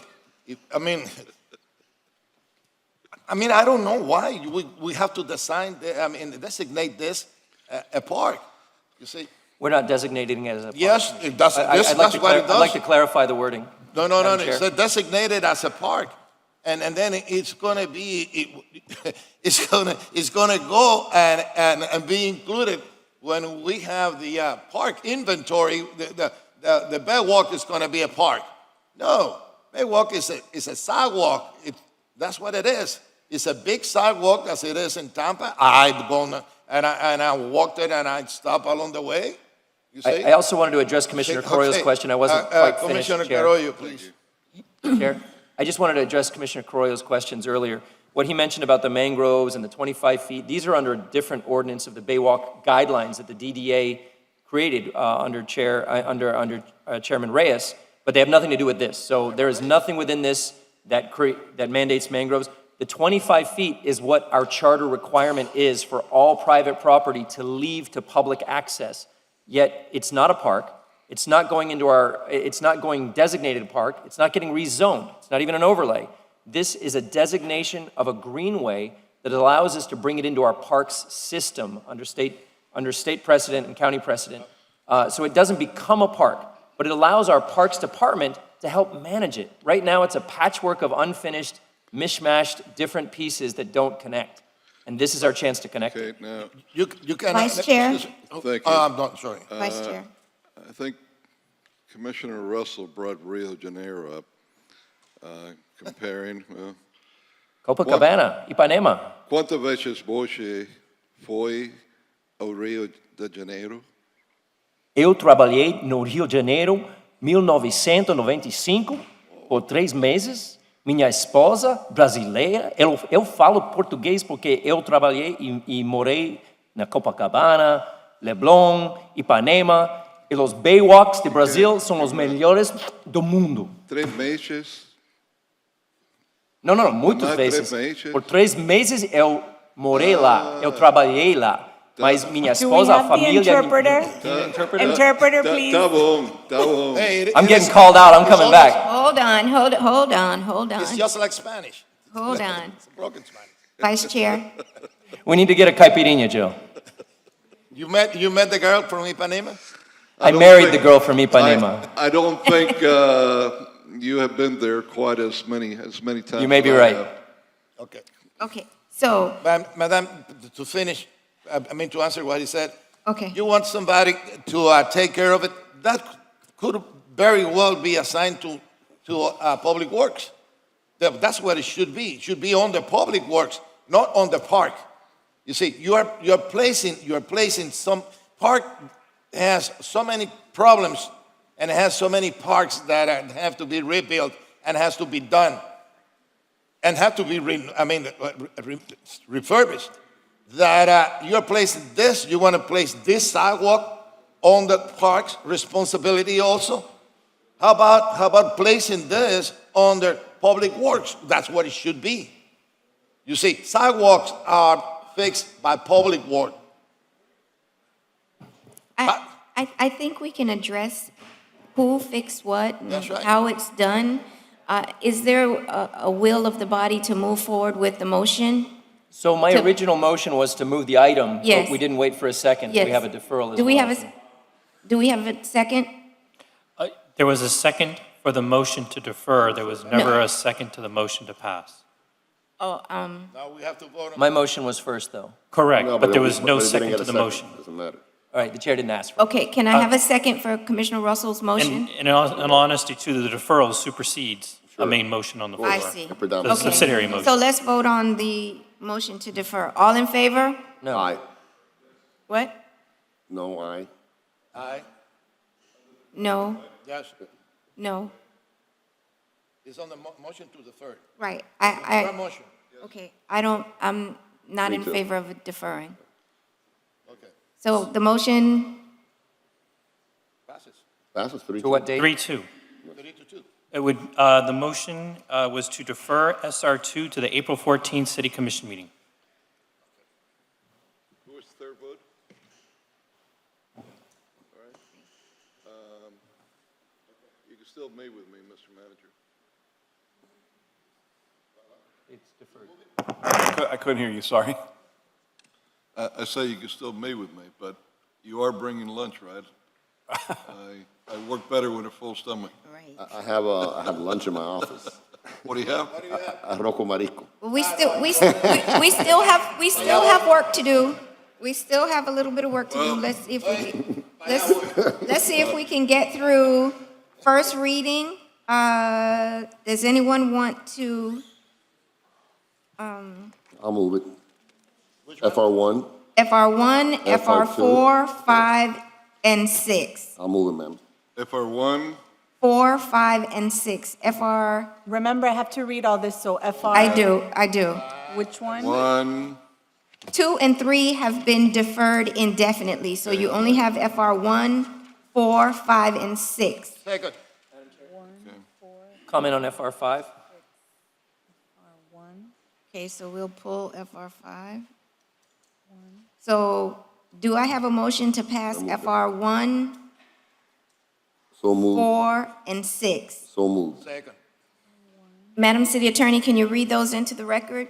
Yes, I'm just looking to see which ones needed amendments, so, one second. FR1, I believe, between first and second reading, please note that it'll be modified to make sure that the refund is to the actual individual that paid the fees. So we'll clarify that better between first and second. Mr. Mr. Clerk, I was supposed to have been put in as co-sponsor on FR5. You can make sure that I am, Yes, sir. okay? Ready. Okay, so, And then the next one that I believe I'm supposed to be reading into the record is 4. 4. And, okay. All right, so we should be okay. So FR1, an ordinance of the Miami City Commission amending Chapter 13, Article 1, titled Development Impact and Other Related Fees in General of the Code of the City of Miami, Florida, as amended specifically by amending Section 13-6D, titled Petitions for Refund of Impact Fees, to provide for refunds under limited circumstances containing a severability clause and providing for an effective date. Then the next one is FR4, an ordinance of the Miami City Commission amending Chapter 22 of the Code of the City of Miami, Florida, as amended, titled Garbage and Other Solid Waste, by establishing Article 9, titled Waste Metering, to provide for regulations for the City of Miami and certain commercial businesses as defined herein, requiring the monitoring and reporting of waste production using smart technology containing a severability clause and providing for an immediate effective date. Then FR5. FR6, well, go ahead and read FR5. FR5, an ordinance of the Miami City Commission amending Chapter 10, Article 1, Section 10-5 of the Code of the City of Miami, Florida, as amended, titled Buildings in General, Waiver and Deferral of Fees and Senior Citizens Waiver, to provide for a waiver of city permit fees for low-income homeowners for remodeling or repair activities on homesteaded properties up to $50,000 of cost of construction work, containing a severability clause and providing for an effective date. And lastly, FR6, an ordinance of the Miami City Commission amending Chapter 2, Article 11 of the Code of the City of Miami, Florida, is amended, titled Administration Boards, Committees, Commissions, by removing the reference to the housing opportunities for persons with AIDS, confirming, the HOPO Advisory Board, confirming the abolishment of the HAB containing a severability clause, and providing for an immediate effective date. So we're going to vote now on FR1, FR4, and FR6. All in favor? Aye. Aye. Aye. Motion carries. And Commissioner Russell, Yes, FR5? I would like to co-sponsor FR5, but I had a question. What we're establishing is not the elderly portion, the senior citizen portion of the exemption, if I'm correct. What we're adding to an existing ordinance just addresses the low-income exemption. Am I correct? The senior citizen one already existed. We're not changing that at all. This adds low income to it. Yeah, I'd like to co-sponsor it. Thank you. Thank you for bringing this, Commissioner Reyes. Do I have a motion to move this item? Which one? I'll So move moved. FR5. And I'd like to co-sponsor it also. And City Clerk, I'll co-sponsor it as well. So all in favor, do I have a second? Yes. All in favor? Aye. Motion carries unanimously. That takes care of our first readings. We have, We gotta get some lunch, so we come back. and then we have a 2:30 meeting. I was trying to get through. I don't think we will. And then there are two pockets. And then there are two pockets. Mr. City Clerk, do you have any board appointments? We can get through the board appointments and then we'll break. Yes, ma'am. Yeah. BC1, Audit Selection Committee. For the at-large seats, I have Rodney Sobelson, Scott Simpson, Pete Shercutt, Eugene Kodner. May I have a motion? I'll move it. Second? All in favor? Aye. Aye. And Chair, I have one non-agenda board appointment to the LGBTQ Advisory Board. Chair King will be appointing Cristobal Valentino. Move. I'll second it. All in favor? Aye. Motion carries. Thank you, Chair. Madam Chair, before you break for lunch, I may have an additional appointment later on today, but I have to make the phone call first to make sure the person's available. Okay, I just want to remind the body that we have at 2:30. Yes, ma'am. It'll be quick. Okay. Ken? Ken, Yes, sir. you moved out yet or not? No, still living in my home. Okay, well. 20 years. I know you're looking to get a place to rent. I could get you a really good deal. And not a second toilet. You get 5. Is it on Morris Lane? 5 big bathrooms. Good deal. It's on Morris Lane? How much do you Phil charge? says it should be rented for $16,000. I'm going to give you a deal. We're going to recess for lunch. This body will return at 2:30.